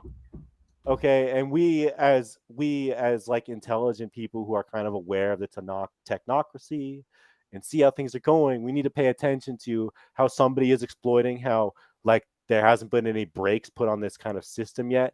And while you may look at this and think that, well, it's not in the law rule books, or maybe he'll set some precedent, or maybe it's not like the law is established as well as it should be read. This is digital pimping. Like, I don't see how you could look at this another way as like he's basically spelling out how to be a pimp, just using it with a cell phone instead of fucking like going out and doing it in real life. So, yeah, I mean, this is some of the points here. Andrew Tate's a piece of shit, and he's trying to normalize a really fucked up masculinity in my country. Think of me as like a white blood cell, like an immune system. All right? And so if I can move the needle in any way I can, I will. Because I saw like Little League kids saying they're heroes, Andrew Tate and all this shit. I'm about to play you guys a video. So skip ahead. If you don't want to watch this, which I recommend, just skip ahead 5 minutes from now and it'll be over. All right? This is Andrew Tate. And remember this, every time someone fucking promotes this guy, and I did not know this about him, this is him handling one of his whores for money, all right? Do not normalize this in America. Our country is better than this. This guy is, and he brags about this. He doesn't feel bad about it. He doesn't apologize. He doesn't say this is bad behavior. He says that this is good, okay? Let's watch this video and fucking justify this to my face, asshole. Okay, here we go. Don't say it. English, proper English, no Slovak bull. Say it to the camera. You bit something when I don't listen. That's not what I said. Say it. I said I said tell the camera I beat you when you don't do as I say. I didn't say the word listen. Did I say the word listen? Did I say the word listen? Okay, we're going to continue here. So bear in mind what just happened. He said, in your Slovak bullshit language, this is a young girl. Oh, the bullshit conservatives are going to go, well, she's of age. Guys, they're fucking disgusting, all right? So he's breaking a whore right here. This is pimp tactics. Yeah. He's getting them on such eggshells that they will... This is 101 pimping. 101 pimping. He's breaking these women. He's turning them into fucking sex slaves. Evacuate and do exactly what he says. You can call it a fetish all you want. It's not a fucking fetish. It's how you break a whore. This is a whore who works under him for money, all right? And he beats her, and then he gets her down, and he beats her with a belt, okay? I didn't say the word listen. Did I say listen? Did I say listen? No. Look at the camera. Did I say listen? Did I say... This motherfucker's going on Tucker Carlson, all right? Did I say it? No. Did I say it? All right, so now she's crying. He's beating her with a belt. He did this with other men in the room. He videotaped it, and then he broadcasted it and told that's how you handle your horse. If you need any more evidence, I don't know what. Yeah, like exactly. So I think that's is that the same video? Yeah, I guess it's the same video, but yeah, you can see like then there's probably tons of that shit. So the idea that like there's a lot. Just why? Why? Beaten with what? With what? You have A belt because you're a jerk. Show me the bruises. 1. just amazing. 2. 3. Oh, baby. Oh, poor thing. I have an idea. You know what my idea is? You want to know what my idea is?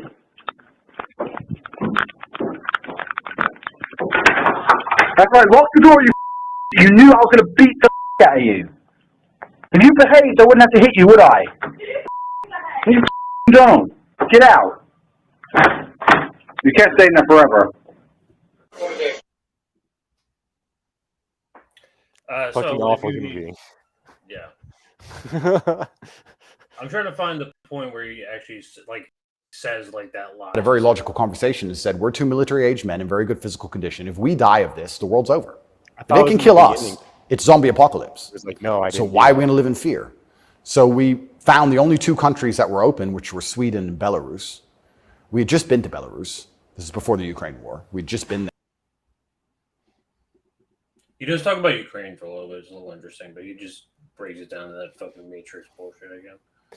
I mean, and that's kind of like the theme is like people make up problems to kind of pretend we're like, oh, we're just living in this like weird thing called the Matrix where like that's where all our problems are, and if we just like woke up to it, everything would be better, instead of being like addressing what the real problem is. You know, like this unserious people meant to kind of funnel your emotions and your output into this like really negative environment where it's going to just die and end up hating women and being a wife beater. You're still a human trafficker. But force, what does that consist of? Forcing someone to do something? Are they accusing you of using violence or? No, they're accusing me, and this thing, they're accusing me of No violence? So Tucker Carlson got gaslit. He got lied to. using the lover boy method, coercing them by being nice. And by the way, these charges presumably are public, so... They're public, and this is extremely serious, but if you actually analyze the overall case against me, they're saying that Andrew and his brother, by being nice men, convinced girls to have TikTok accounts. Did any of that didn't like he'll definitely end up going to jail again.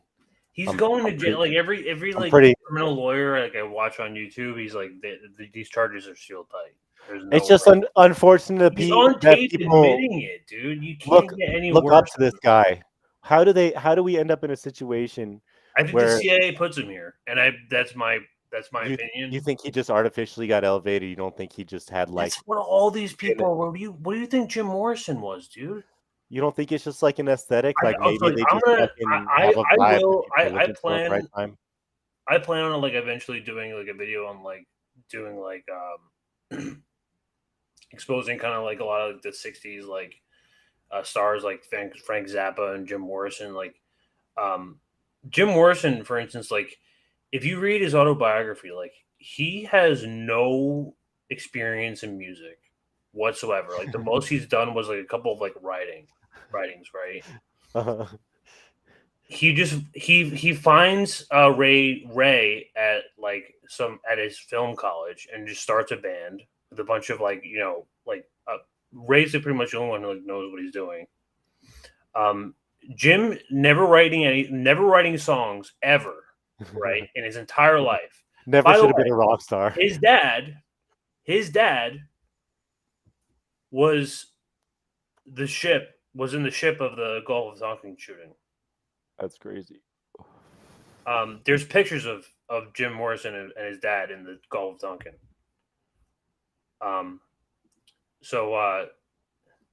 Yes, Mayor Rosanna. Nicole being extra nice. Can you please save your money? Nicole, whatever job you got going Nicole, on. you don't have. Nicole, you really don't have to do this. I appreciate it. I'll work wherever you're working. Yeah, I know. Hell yeah. If you need someone part time, I mean, I'll quit my job right now. I have backups. But Jim Morrison, if you look at his family history, like a lot, like he's pretty artificially placed there. Like if you look at the Whiskey A Go Go, like where they got like all their popularity, like that guy, like he's got like the guy who started it, he was funded by like these huge like intelligence like fronts. So like it wouldn't surprise me considering like I know we both looked into a little bit about like the CIA intelligence influence with hippies. I wonder if that applies like at a scale, if there's like operations and stuff to influence music or influence entertainment. Like I know there was a thing with like that's a whole different fine conversation. art.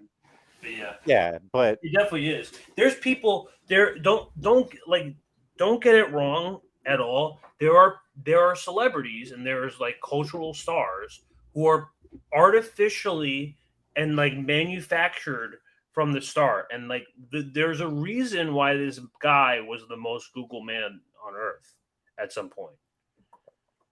You have to understand where all that influence is coming from. And you don't get me wrong. Okay, let's get this straight. You do not become the most Googled man on earth unless you got a shit ton of money behind you. And if you don't got if you don't got people throwing money behind you, then So like he's got influence. I believe it. I wonder where the intersection is, where like a bunch of people sat at a table and we're like, all right, operation, we're gonna do this, and then it's like, this is why you see the Beatles, this is why you see Jim Morrissey, this is why you see, the Grateful Dead, and it's just like, oh, that's what happened. I bet you there's something like that where it's like they just decided to infiltrate the music scene. I don't know. It's all like I source everything from. That's part of like the cultural hegemony, where like basically like the ruling class tries to influence what we think about culture, and so I really recommend everyone go read, and this is like basically where I source the information from, is Weird Scenes in Laurel Canyon. It's pretty eye opening. It'll make you like regret like a lot of like your favorite pastime music, or like it'll make you like feel bad about it. But like it's all fucking CIA. I don't know. Communist bullshit. That could like, let's be honest. Like so, like when you look in, so a lot of these artists, like a lot of these bands, on the recording, like people like The Doors, people like Crosby, Stills and Nash. They're not on the recording. It's not actually them. It's what's their name? fucking like stand-ins. the window. It's not even them. It's different. No, it's like this famous like. That's crazy. But I could see something like that happening. It seems to me that the CIA has its hands in everything. They would be interested in seeing. I wonder, like, do you know of anybody today who you think is probably CIA? Like all the fucking deaths happening at concerts over the last few years. In culture, I mean, I don't know. Like, I can't say that definitively. You know, I already got a conspiracy hat like half the time over like other shit. So like fucking Kanye. Kanye, I think Nick Fuentes is. I think he's definitely an op. I think he's definitely placed here, or he's like artificially placed here. He's like, wow, he's just like the out open fucking Patriot font dude. He's just the face. No, he's straight up, but not. No, it. he's like, you know, Oh. he like straight up says like I support Hitler, and he's like, Oh, I know. Did you see completely that clip? straight about it. You see the clip where he's like at that thing with Oh, all the, Destiny, like, yeah. the black No, people. Caleb Hoffman did a whole book about like how all these bread tubers are like Yeah, their Destiny connections to. too. And remember the Grayzone article with ContraPoints? Like that's well now it's like now I feel like intelligence is more so inflecting like internet culture because that seems to be like where like a lot of political discussion happens. And that's kind of why I like talking about Andrew Tate a little bit and trying to figure out like there's some important stuff that's happening on the internet like crazy that like maybe only like a few million people are privy to, but like it's definitely stuff that I feel like the state has got his hands in.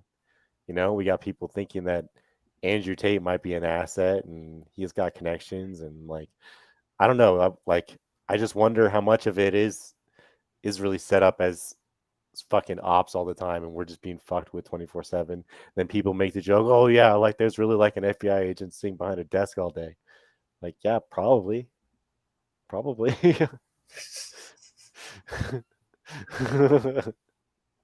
So I mean that's probably like good into like the next segment because you put in a lot of these like NPC.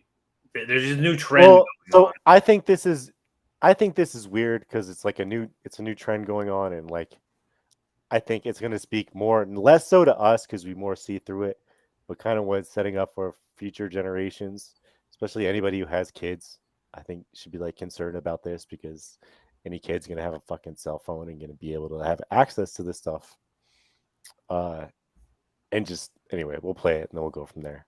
It's kind of there's a lot of shock value here, I think. Well, ultimately, well, let's kind of like break down like what this is ultimately. So it's like an NPC because I'm not even like super familiar. I know this. So is like so the idea is that you go on TikTok. Anybody who uses TikTok knows that the way that you award people with like money is through like a gift thing where with the stickers, right? Yeah, the stickers, like you basically like give them a sticker and it's worth so much money. And then like you can exchange that, they can exchange that for money, basically.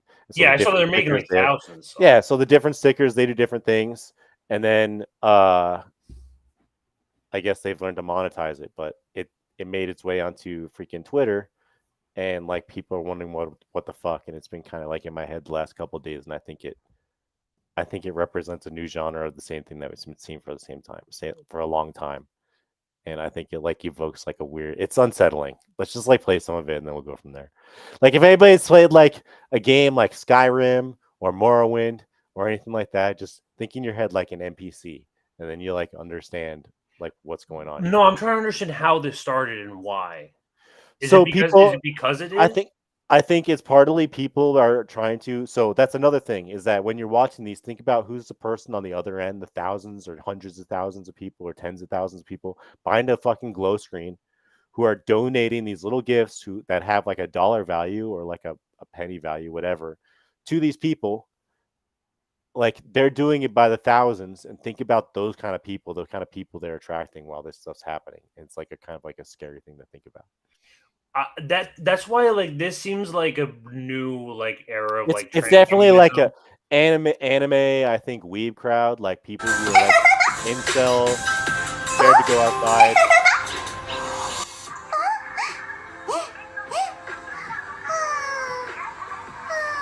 Might be No, kind of but hard. I'm to see trying without to that. understand like where does someone get the idea to do this? Like where does this idea come from to become like an NPC character?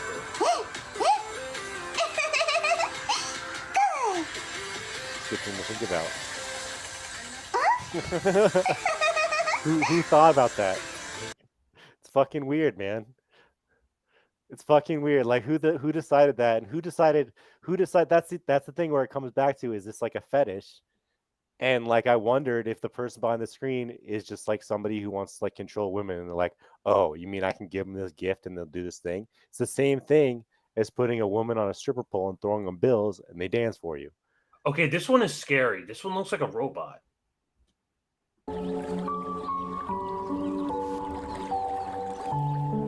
Dude, that's so fucking weird. Dude, I can't. Oh my god. What the fuck? People What? watch these people for hours, man. For money? That's what those little gifts here. You see the little gifts where like the little name comes out and there's like a little like thing next to it. Gang gang. Gang gang. Gang gang. Gang gang. Gang gang. I'm gonna start doing gang gang.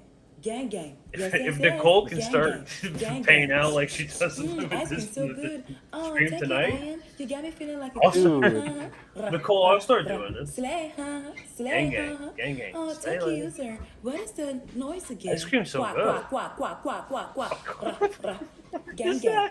Gang gang. So like play it again and make it full screen. Ice cream so good. I think people Balloon. need to see how it's working, and this is a good example. Gang gang. Gang gang. Oh, what is that? Gang gang. So Balloon. this person, people are paying, Gang, gang. giving her gifts by Gang, gang. giving her little like different ice ice cream cream so good. Oh, or take it, different Aubrey. logos, Yes, different grab some things, Vicky doll. and she does different take it, baby, this responses is so in cute. response to the gifts, and the gifts had different value, dollar take it, value, baby, we'll this say, is so cool. to how much she's getting, Ice cream and so she'll do a good. different thing Balloon. based on what she's getting. And she'll do this, you know, hundreds or thousands of times a day, make thousands of dollars a day doing this. Beautiful. Oh, take your notification. You got me feeling like a queen, huh? Ooh, grab, grab, grab, grab, grab, grab. Oh, take it, yeah, yeah. Oh, 200,000 per week? at the same time. Easily. Oh, hee I haw, can see that. yes. You got me feeling like a cowgirl. Am I We'll get to right? the Weird Elf chick. Oh, take it, baby. But I Wow, want this is people to see perfect that. I for think a it's a good first date. example. You can see what how is the like the noise rose again? is coming Quack, up. quack, quack, quack, She quack, says quack, different quack. things based on the gifts that she's getting. Here's another example. You can just see the video. It just looks fucking crazy. But Coconut, so good. Grab, grab, grab, grab. Balloon. Grab. Ice cream, so good. Ooh, ooh, ooh. Oh, take you, VC. You got me feeling like a queen, huh? Take you, Shelby. Fire, fire, fire, fire, fire. Ooh, gang, gang. Gang, gang. fucking crazy. Ice cream, so good. What do you have to do to get to this point? So I think So is this like I think a digital lot of these people. prostitution? So the first thing you think of is that like these women are probably freaking OnlyFans or do freaking stripper work anyway, and they saw this and was like, oh well, I already know how to objectify myself. Like this So seems like we a just pretty, do this instead. and they make more money doing this, yeah, or as much money. But it really I don't have speaks to get naked or anything. But like, no. What I want people to think about also on top of this is that like, think about the audience, as somebody who said. By the way, guys, check Crush TV on IG. Be sure to check it out. Cute. Hungry. Cute. Yeah, this is Tate's. We got there. Tate's Okay, so if you trafficking guys want me victim. to stay, get me to 120,000 likes. This is on what my they do stay. on TikTok. Ice cream, yum. Roses, yum. Ice cream so good. Oh wow. Oh, wow. Stacy, I love you. Thank you so much for the galaxy. Roses, yum. Hot dogs, This is crazy. crunchy corn. Zoom out a little bit. Crunchy corn. Oh wow. Here's another one. Rose flavored. Thank you, team, for the heart. Yeehaw, Clifford. Thank you. William, thank you for the roses. Bliss, ice cream. Delicious. Brain freeze. So do you kind of see how it works, though? Yeehaw, thank you. Jord.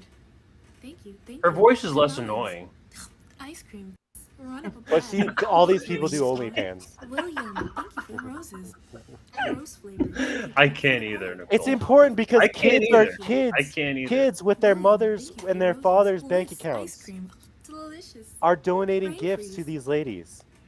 Like it's what Andrew Tate said. Hundreds of thousands of dollars. There's guys out there who will give their It's not bank just accounts it's to not women just guys, online.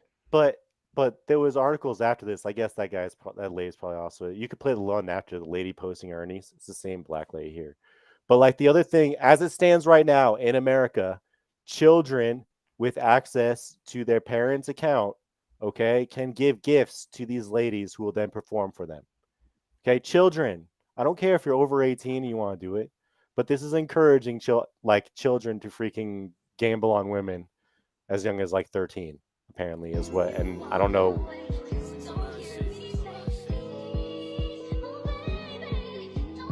Jesus fucking Christ. What? Yeah, like no problem. So like, and What? it's funny watching guys do this. I had some videos of guys doing it. They're not making nearly as much money. They even figured out like it's a guy's world. Like this is like a patriarchal thing. Like it's obviously like a women's game, and like great to them for making as much money as they are, but it does kind of speak to kind of a sickness in our world, I think, where people have this like I don't know, especially back to the girl with the elf girl. The one of the elf girl clips. There's one elf girl clip that's particularly that I think Which is one? good. The first one or the second? Whichever one you didn't play. I think there was one you didn't play. No. No, the other one. Play the other one. It's like the guy says, like, my brain is reconfiguring after watching it for 30 times. But it kind of speaks. It's so this is one thing I wanted to like show people just because I think we're not really. I like thought about this shit for hours because I was like, why do people find this so unsettling? Why is it so fucking weird? Why is it like making me so uncomfortable? Like watching this. Like, isn't it weird watching a freaking 30-year-old just sell herself out like that? It's unsettling. It's weird. No, but like like I'm trying to think of like what acting like a little happens kid? like if I'm like I'm like sitting in my apartment and like I decide like I'm waking up one day and I'm gonna make money off of TikTok by being an NPC character and reacting to stickers in real time. I mean, I don't.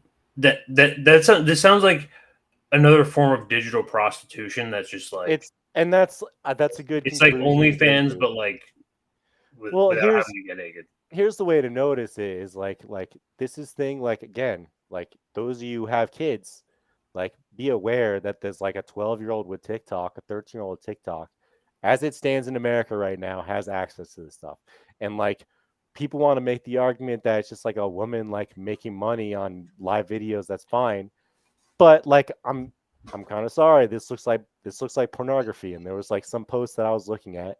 Those guys are basically saying like this is. People are now making content for the sake of making content, not for the sake to kind of evoke anything. And so in a way, these women, like props to them for being able to objectify themselves and make this kind of money, are still ending up like being kind of leeches to society and like sucking away hours upon hours upon hours of men's time. So because they're just fucking like throwing money at this woman who's gonna freaking pretend to eat apples and carrots for freaking hours on end. It's kind of speaks to sickness in society. But this is where we're at. I mean, and China's been dealing with for a little bit.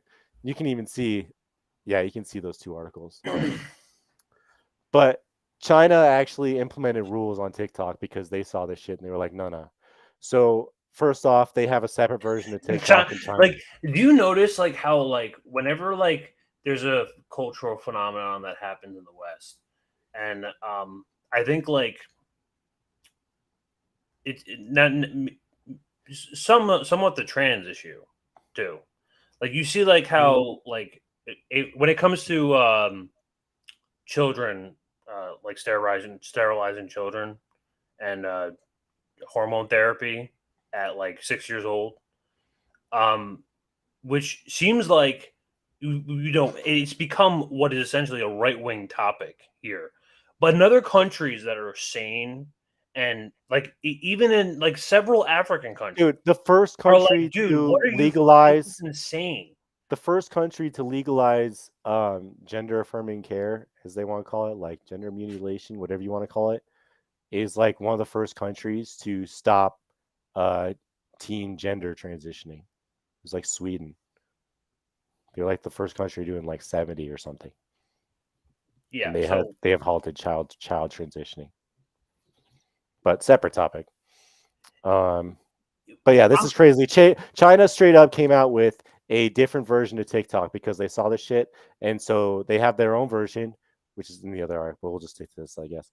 Which called Douyin, which has different things. So for like things that we're kind of focusing on tonight, it's like it's not anybody can watch that content. If you want to watch live on TikTok, you have to be above the age of 18. Okay. Now, does that sound like crazy censorship to you, or does that sound like reasonable thing to protect children?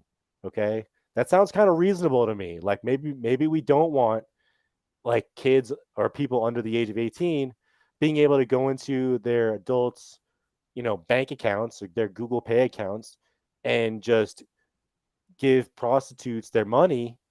Maybe we don't want to do that. Maybe that's why we have How about stripper this? joints as 18 plus. I'm a supporter of not giving your 2-year-old an iPad. How about that? How about we wait until I'm in support of that, but I also recognize that we live in a like a later society. age for that. I waited with my ex-wife. We waited until she was like 11 or 12. My reasoning behind that is because so a lot of these companies like TikTok and Apple they act very predatory. You can see in how the nature of like how they changed phones, right?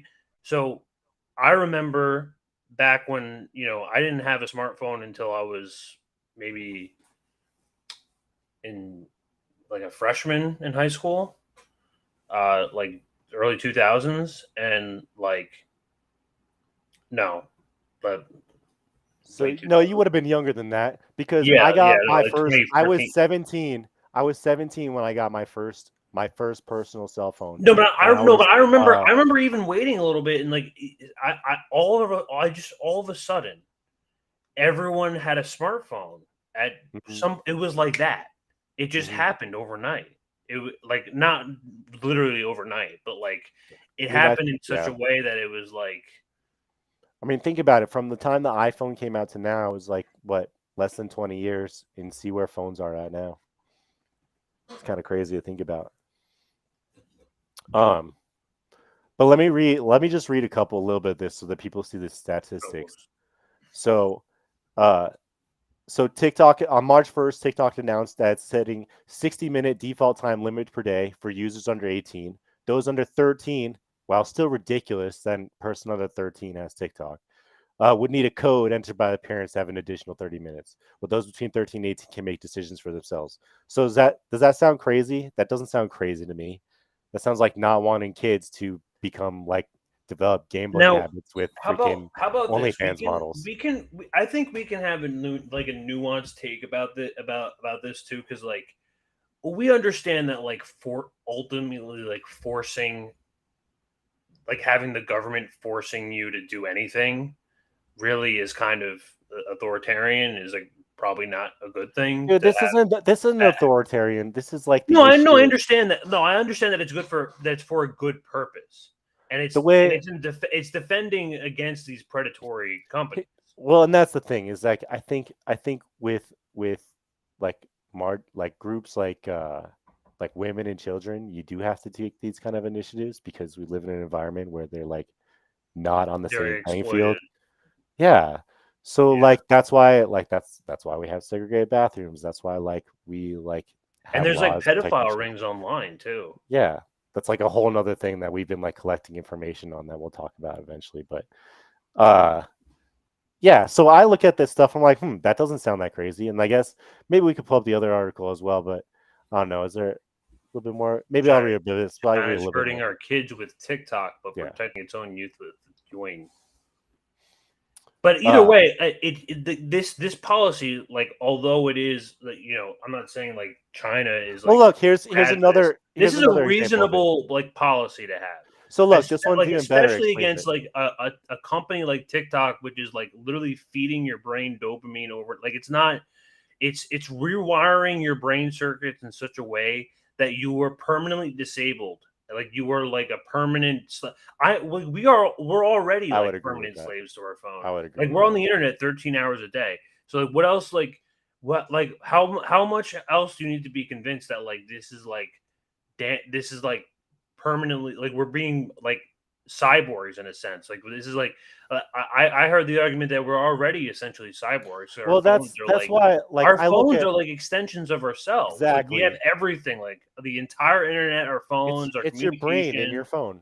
Maps. Think about all the stuff that you don't remember now because you have your phone. Like phone numbers. I remember being a kid and having to remember a dozen phone numbers. Not anymore. I have my phone. There's a couple. Let me read a couple of things in this because it has some additional stuff. So first off, the thing to know about the Chinese version of TikTok is that it's called Douyin. It's actually like a different version. Okay, and there's a couple key reasons why it's a different version. This is like, oh, you can be like, oh, communists, they want to do their own thing, whatever. Like I wouldn't even call it communist first of all, but anyway, has become the most popular app in the rest of the world. A domestic version called Douyin is available to Chinese consumers. The apps are nearly identical, but with one critical difference. Users under 14 are required to use Douyin in healthy moderation on quote-unquote teenage mode. Young, impressionable users are limited to 40 minutes a day between 6 a.m. and 10 p.m. to ensure they get adequate sleep. Endless zombie-like scrolling is interrupted by mandatory 5-second delays. It doesn't say those delays are filled up with ads. It just says that the delays between scrolling, so they don't just like keep doing it for hours on end. They're also only shown special selected quote-unquote inspiring content. Now, I think this is a little tinfoil hatty. I haven't heard much about this, but I mean, this is the New York Post. It says the algorithm is vastly different, promoting science, educational, and historical content in China while making our citizens watch stupid dance videos with their main goal of making us imbeciles. Nicholas Chilean, former Air Force and Space Force chief software officer, told the Post. So I've also heard that as well, but the thing to take away here is that like the Chinese saw that there was this thing where people start commoditizing themselves in kind of like unfortunate ways on their platform, and instead of TikTok coming in and being like, hey, maybe you guys shouldn't use our platform to freaking do this, the state had to come in and be like, hey, we're protecting children. And like, I don't think you're going to find many people who are going to be like, no, you can't use our app for more than 40 minutes a day. If there was any company in the United States that had rules that said young kids at the age of 14 couldn't use their app for more than 40 minutes a day, people would probably be like, wow, that's really brave of a company to do that, right? That's really amazing. But like, I don't know. I think that's like pretty reasonable stuff made by this company to fucking do that. And it's just, the thing is, it speaks to, I don't think this stuff will ever come to stateside. I think they'll just let it keep happening, and it's going to keep like, while American degeneracy is going to get hyped up to 11.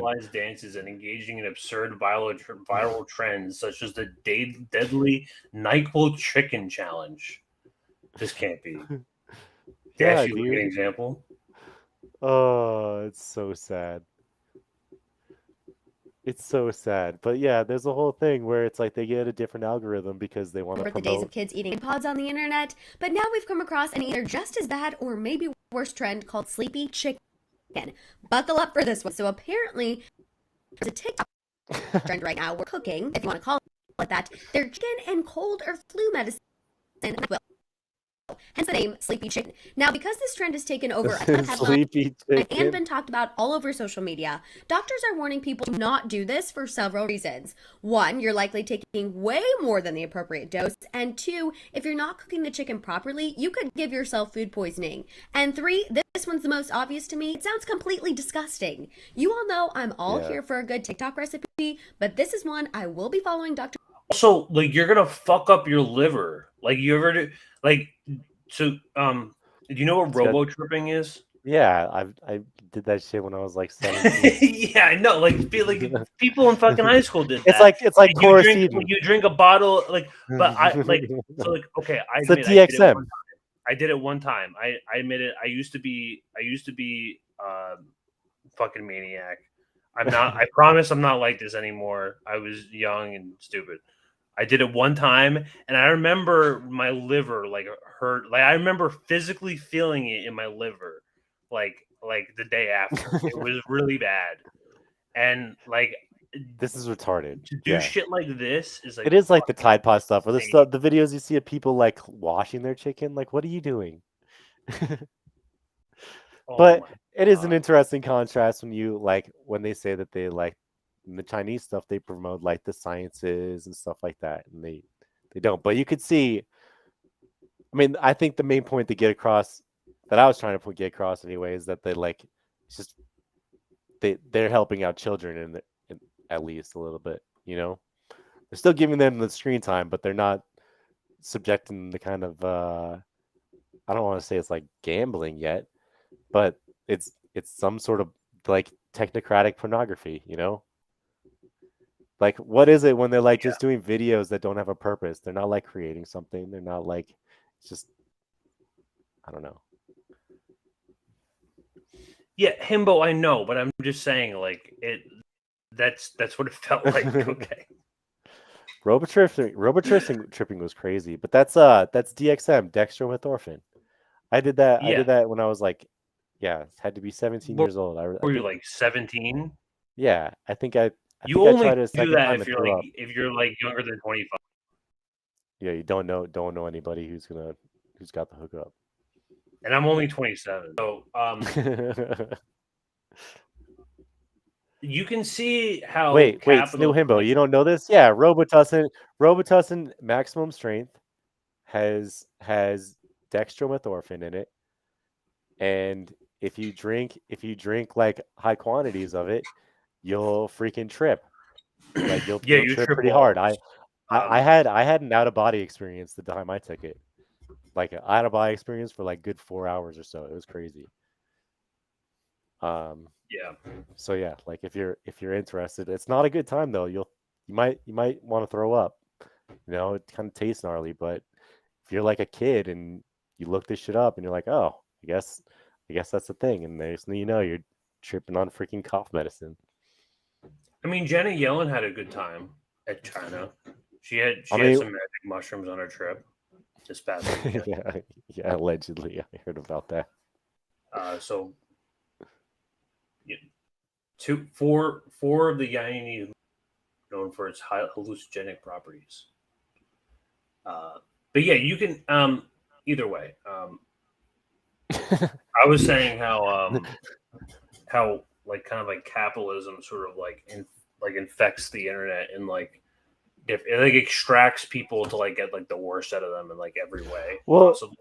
That's why you see this NPC shit, and like that's why like I think it's also it enables all of this shit, and like that's kind of like where I'm transitioning into like this like it definitely enables it. And I also think it's kind of redefining how we perceive some of this stuff. Like, I don't know if anybody else sees that stuff and sees something that's like pornographic in nature, even though they're all clothed and they're not necessarily doing anything harmful. No, I I'm like the argument that like the internet like essentially like forces you to whore yourself out. I think that's just I think I've talked to a few people about this. I think there's a point where people are told if you have like something that you're good at, you're supposed to sell it. You know, it's like why you're supposed to start an Etsy. It's why you're supposed to get a freaking Cricut machine and make your own t-shirts. It's why you're supposed to freaking, if you make music, go freaking sell it on Fiverr. It's like why you're encouraged to do all these things because we live in a society. I feel like it's different if like I feel like learning a skill versus like just like being a whore or like not like not like like an NPC whore. Like I'm not judging OnlyFans YouTube. I don't really give a fuck. But like really disabling yourself as like a person completely to the point where you're like literally like a robot. Like that's like it's sad. That's ultimate whoring. That's like really bad. Yeah. So okay. So interesting. So do you think it's worse than prostitution. In a way, yeah, because it's way more dehumanizing. Interesting. Can you I'm genuinely curious because I've heard that before and I haven't like totally processed it yet. Because if it's like you think it's worse, like someone could be clothed Well, think about it. doing So, those actions on TikTok, and that's more dehumanizing. I've never personally subscribed to an OnlyFans before, but like I'm assuming people will subscribe to the OnlyFans for like the feeling of like what is it like getting to message this person? Like Yeah, I think that's my understanding. I've never subscribed, but yeah, they do get like DMs and stuff like that, is my understanding. So like it's more of like the emotional connection, right? Like these are just lonely people that are, looking to, pay for it instead, which is fine. You do what you do, but that serves a specific like need, or desire. You know what I'm saying? When it comes to this NPC trend, this isn't really serving anyone. In fact, like what this does, it just makes this like a person like a button machine. It's like literally like you press buttons and it does the thing. It's like they literally become NPCs. Yeah, it's like a real life like a living toy box. Like like how on like Bop Its, it's like press me, pop it, turn it, and it's like. You could do this with just like buttons on TikTok, but with money as well, and people are willing to do anything, including to pour themselves out. I wonder when those are going to turn into AI. Oh, there's already probably. I can imagine people like making like money off of like Twitter bots like off of this too. But we're learning over this past week that liberals, everyone, it was including. Well, it was kind of people all over the place, but I think that's like not the focus. I think this. Yeah. So you kind of have to use. It. So if there were a couple articles about it, but basically what happened last week is that everybody who was like had subscribed to Twitter and had a following, it was like I think some of the criteria had to have at least 5 million impressions a month. Like the bar was pretty low. But everybody got paid, and they got paid anything from what $3,000, $4,000 to I think the most was like one of them got like almost $40,000, right? Well, Deadline is saying that Twitter's new $5 million revenue sharing program gives payouts to far right influencers. But now, that wasn't really pissed off the Krasenstein. Yeah, who like definitely aren't right wing. But like it's just like. It also kind of misses the point. So, like Internet Hall of Fame, that's just a freaking account. Works that's out, a normal but account. not That's just... far right. What the fuck? But the thing is, like the top accounts, they're not political at all, and that's just like okay, I understand from a business perspective, reaching out to accounts that are just like apolitical, just to keep them posting content that appeals to wide crowds. Like I get that, but throughout most of the list, it's like the Krasensteins, and you have freaking Timcast, and you have some of this online indie journalist stuff that are getting rewarded for being loyal Elon disciples, So that's kind of what happened, because there's also other people who didn't get paid at all, who got a lot more impressions and have been a lot more popular than some of the people who did. But it's time to start blocking these people. It's time to stop talking to them. It's time to stop talking to them. Remember, Drill freaking blocked all of them, all the blue checks. That's like kind of what the point's getting to, huh? Because you can't make any money. Because the way that it works is that like they only get paid off of other blue checks looking at advertisements, because he said that's the only way to guard against bots. So those payouts that you're seeing are based on other blue check impressions. Like so 25. And you're saying that they're likely not gonna see this payment for a while, or like they're gonna kind of get fucked on this, or like no, I think that they're getting their payments now, but I think by nature of how Elon Musk does business is that I think he'll keep it up for the next couple months, and then eventually it's going to stop, and like there's just going to be a whole lot of cope for all the people who sucked up to Elon Musk for a while, who are going to be like, oh, where'd the money go? Where'd the money go? I thought we were doing a good job. There's going to be a really bad the like money machine is not going to run from forever. And so what makes you think that is just speculation? Okay, well, let's just think about it. Do you really think that there's a business model in making No, 25,000 absolutely a month not. It's doing Elon. what Krasin's No. son does? Elon doesn't have a business model. Do you on think? anything. Do you really think there's a business model in paying Internet Hall of Fame fucking $30,000 a month to post fucking memes that are fucking 2 or 3 years old? Like, is there a business model in there? Like, just from, do you think, like, at what point do you think these people who are influencers who sit on their computers for like 10 hours a day, posting memes all day, and then that third or fourth month, maybe 6 months, whatever, is gonna like the paychecks are gonna stop. He'll introduce some policy that's gonna nullify like 95% of accounts, and No then way. like 1.2 billion. that's a joke. That's a joke. That's his point, That saying can't that be real. he's a top 40 account. Cat Turd's a top 40 account, okay, and he got not a dime. Top 40 account. Okay, his joke was that he got 1.2 billion, but obviously he didn't get that much. But like, there were people who got $37. There was one account that posts like he got $37. There was another one, Krasenstein, got 24,000. Tim Cass got like 8,000, I think, or 12,000. Like, people got a lot of money on this stuff. So I think it's only people that Elon likes. well, that's exactly what it is, and that's kind of like the point here is that even though this is kind of like a terminally online thing, the point is that Elon Musk, for the people who aren't online all the time, just see a guy who owns Twitter. But what he did with Twitter, besides like what's her name, Yakavelli or whoever we talked about a couple weeks ago, is that he's also paying his fucking Twitter army to not talk bad about him and keep the propaganda machine running. Now, the distinction here is that it's not necessarily where people are getting mixed up and where people are making it into a partisan issue is I think where like the mistake is, because it's not a partisan issue, because you've seen Elon Musk, like the way that he likes stuff could be all over the place, you know? Then so like you need to look deeper into it and be like, what is the one common denominator? And it's that these people who are getting paid won't talk shit about Elon Musk or the system that he represents. Okay. And like, you know, some people argue that there's like some like marginal errors that may have stopped him getting money at the end but at the end of the day, what's happened is that like Elon Musk is protecting himself beyond just owning the business and actually like literally paying people and having them post about it on his platform in front of how many of us are there on Twitter? I don't even know. Oh my god, no! It's the impressions. I don't even think it can be based on impressions. It has to be like engagement somewhat. I mean, I don't believe that he's like paying. No, so the way that no. This is just a way. So the way the system works is that it's only for verified users, okay? And verified users only get paid based on how many other verified users looked on ads on their posts. So you know how there's posts and replies now in threads now? Right.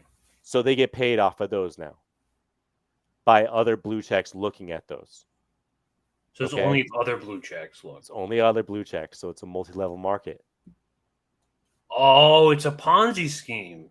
Ding, ding, ding. There we go. Okay. I didn't. Oh, there's the trick. That Elon, you almost got me.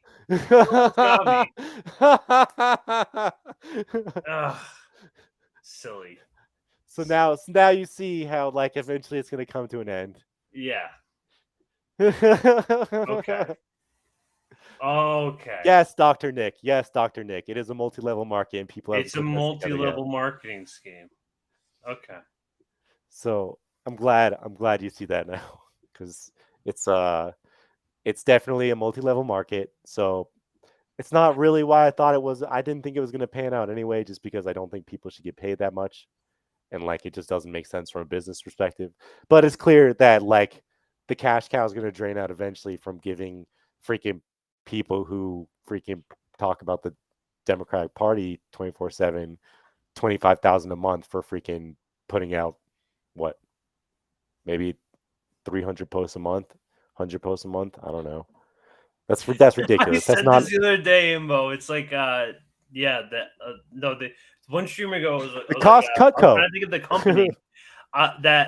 It's like this Ponzi scheme company, and I know people like so. I knew one kid from my high school who was like an upper manager at this place, and it's that company that sells knives. It's like a Ponzi scheme company, and like you like you go up to people and like you give them like a collection of knives, you show them like knives, and then you like. Yeah, like I've never had to do. Oh, Cutco. It's Cutco. Okay. Dude, I've done multi-level markets before, so I'm familiar with some of that stuff, and I knew people who have like done the kind of like gone around it. But yeah, it's like if you just wait, guys, Wait, Himbo, you made that? Wait, really? How much money did you make? Did you make any money? You gotta be on the fucking hustle to do multi-level markets. Yeah, like, you have to be like a the knives are supposed to be pretty good. I'll give you props for that. I've heard that the knives are actually pretty legit. But like you're not getting paid. You're not getting paid hourly. You have to go knock on a fucking 150 doors a day, and get slammed on for fucking 140 of them. So like, it's freaking tough. Damn. Well, yeah, like so Snow Himbo brings up a good point, and I'll just put this here because it's like off topic, but it's based. Is that any job where you have to pay to do the job is a con. Okay, so if like the job is based on you having to pay for a membership, or you having to pay for the product, or you having to subscribe to something to be able to sell it, that's the con. So they've tried to like flavor it with different things through the years, but like you can kind of see how like the Elon Musk stuff. It's funny. It wasn't until this episode we were talking about that I kind of saw it more for the pun. That's funny. But like you can kind of see how it's gonna fall apart in like the next like. Yeah, like because like now it's really kind of. Go look up for me. Now I'm go like, look oh, up like now, how to become now a it's creator. Really not gonna do anything. So the only people who get paid on it are the freaking blue checks, and the only way that they monetize it is from how other blue checks see the ads.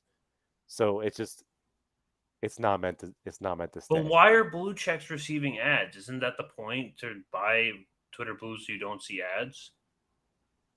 So, okay, so maybe I'm wrong about that. I thought the way that this ad, I don't see, but remember I was asking the other day, like, why does Twitter Blue exist?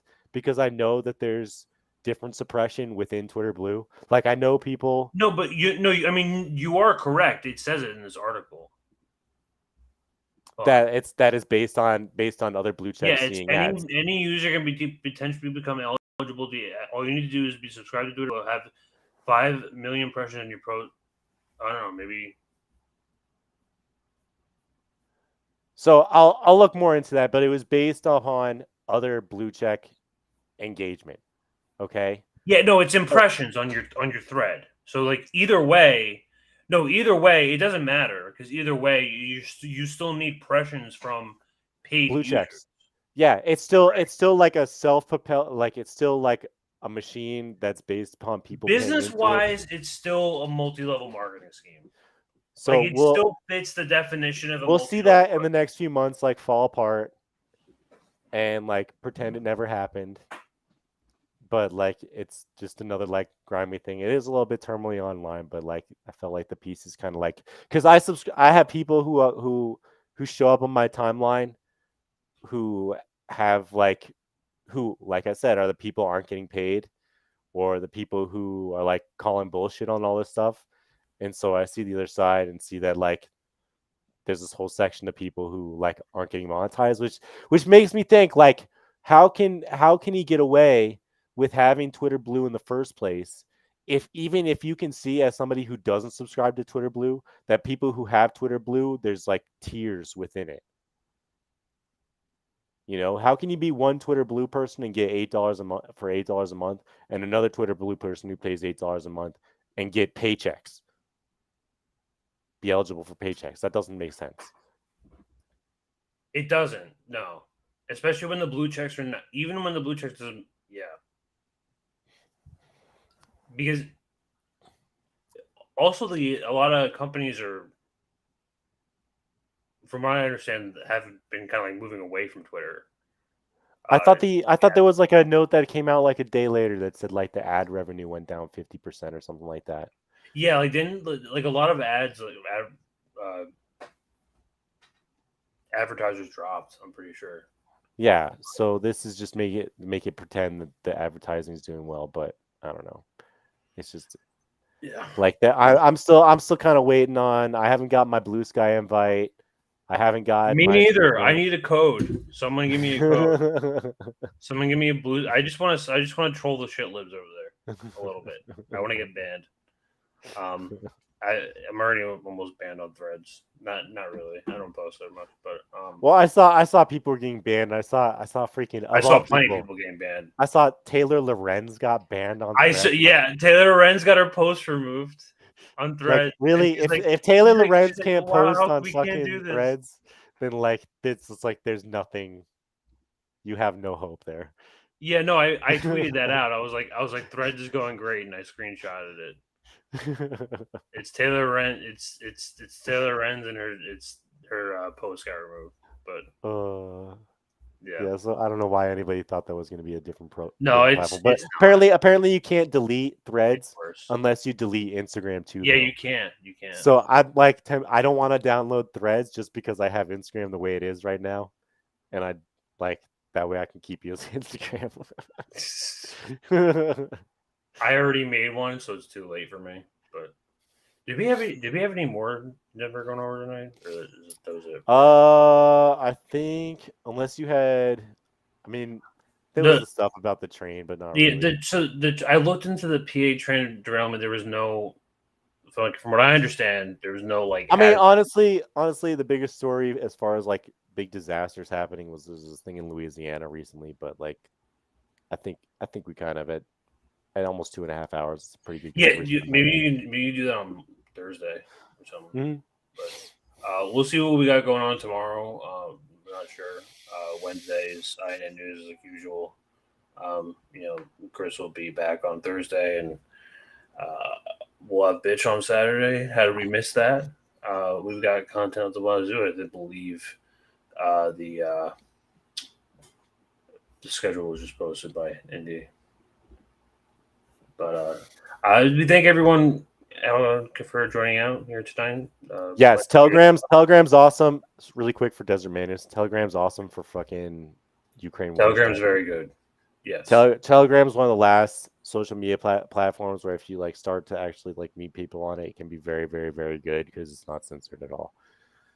I don't know. Yeah. I don't know how like compromised it is, but it tends to have a lot more information than anything else. Stay that way, Nicole. Don't do it. I was thinking about getting Facebook because I want to. I only use Facebook. Yeah, I only use Facebook for like business reasons or like talking to old friends that don't have a phone. You have no phone? No, friends who don't have a phone. Oh, friends. Oh, I got what you're saying. Like, yeah, because you can get away with mess. I've been in that position where all I had was Wi-Fi on my phone. I've been there. I know what that's. So like I've used Messenger to communicate with people. No, you never just go without service. Just like go, don't pay for it.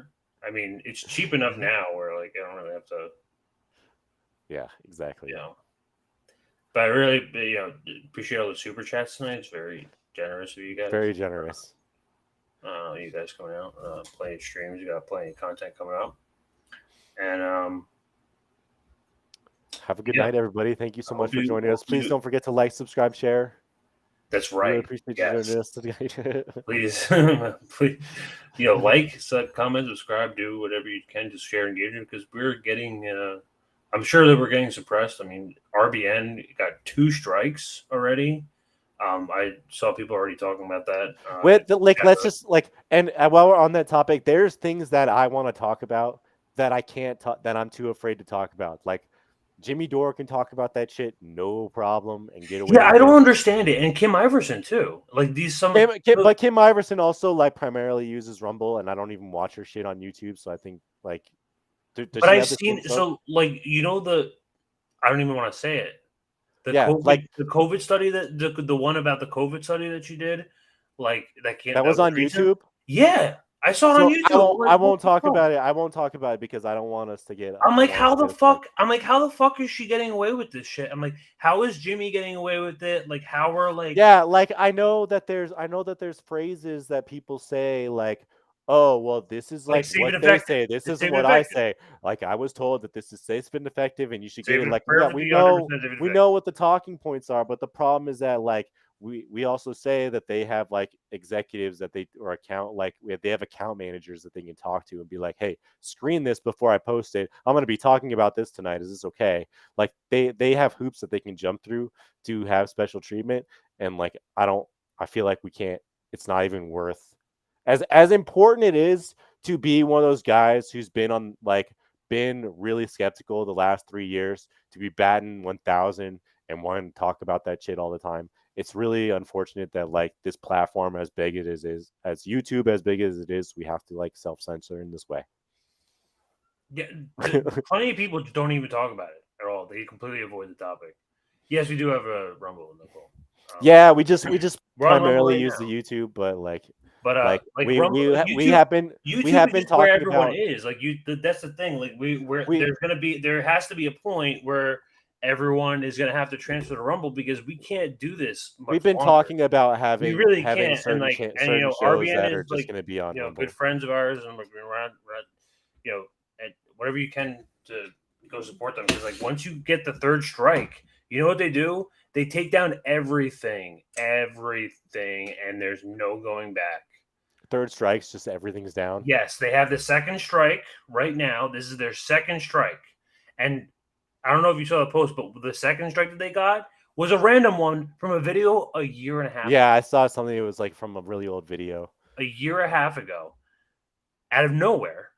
This is the second strike. If they get a third one, the whole other channel shit gets is gone. deleted. It makes me think of like Lee whole Camp had like channel is hundreds of gone. videos just taken away once like redacted RT got taken down. Like that's why I'm trying to like as much as I love CJ and like Nick and all your family over there, like tread carefully. You really gotta tread carefully at this point, because at this point, dude, probably don't even talk about it anymore. Don't I wouldn't even talk it. about it anymore. Like that's what I did. Like we're allowed to talk about when election fraud, and we when had like a little two strikes. We were just like no COVID shit at all. Now we only have one. But you got one repealed. Yeah, no. So they go away after a couple months. They give you. They're kind of like they give you like it's kind of like traffic violations where they like disappear. After it rolls off after a certain time. Yeah. So I think it depending on like how close they are to each other, you can like. Okay. So yeah, either way, you definitely don't want to be saying anything about COVID if you have two strikes. That's just you definitely don't. 100%. Definitely don't. Yeah. Like this platform, the way I look at YouTube is it's still under freaking like 2020 kind of like bad knowledge that liberals had. So it's like so far out of like not even the mainstream is as backwards as far as like the kind of things that you're allowed to say and not allowed to say. We're 2 years ahead, 100%. Than YouTube. So like it's just not worth even freaking bringing up, because there's a lot of stuff that's in the news that just go on YouTube, watch Kim Iverson. Kim's great on that. Watch freaking Alex Jones. Watch freaking like McCullough. Watch freaking like people who have been like calling this shit.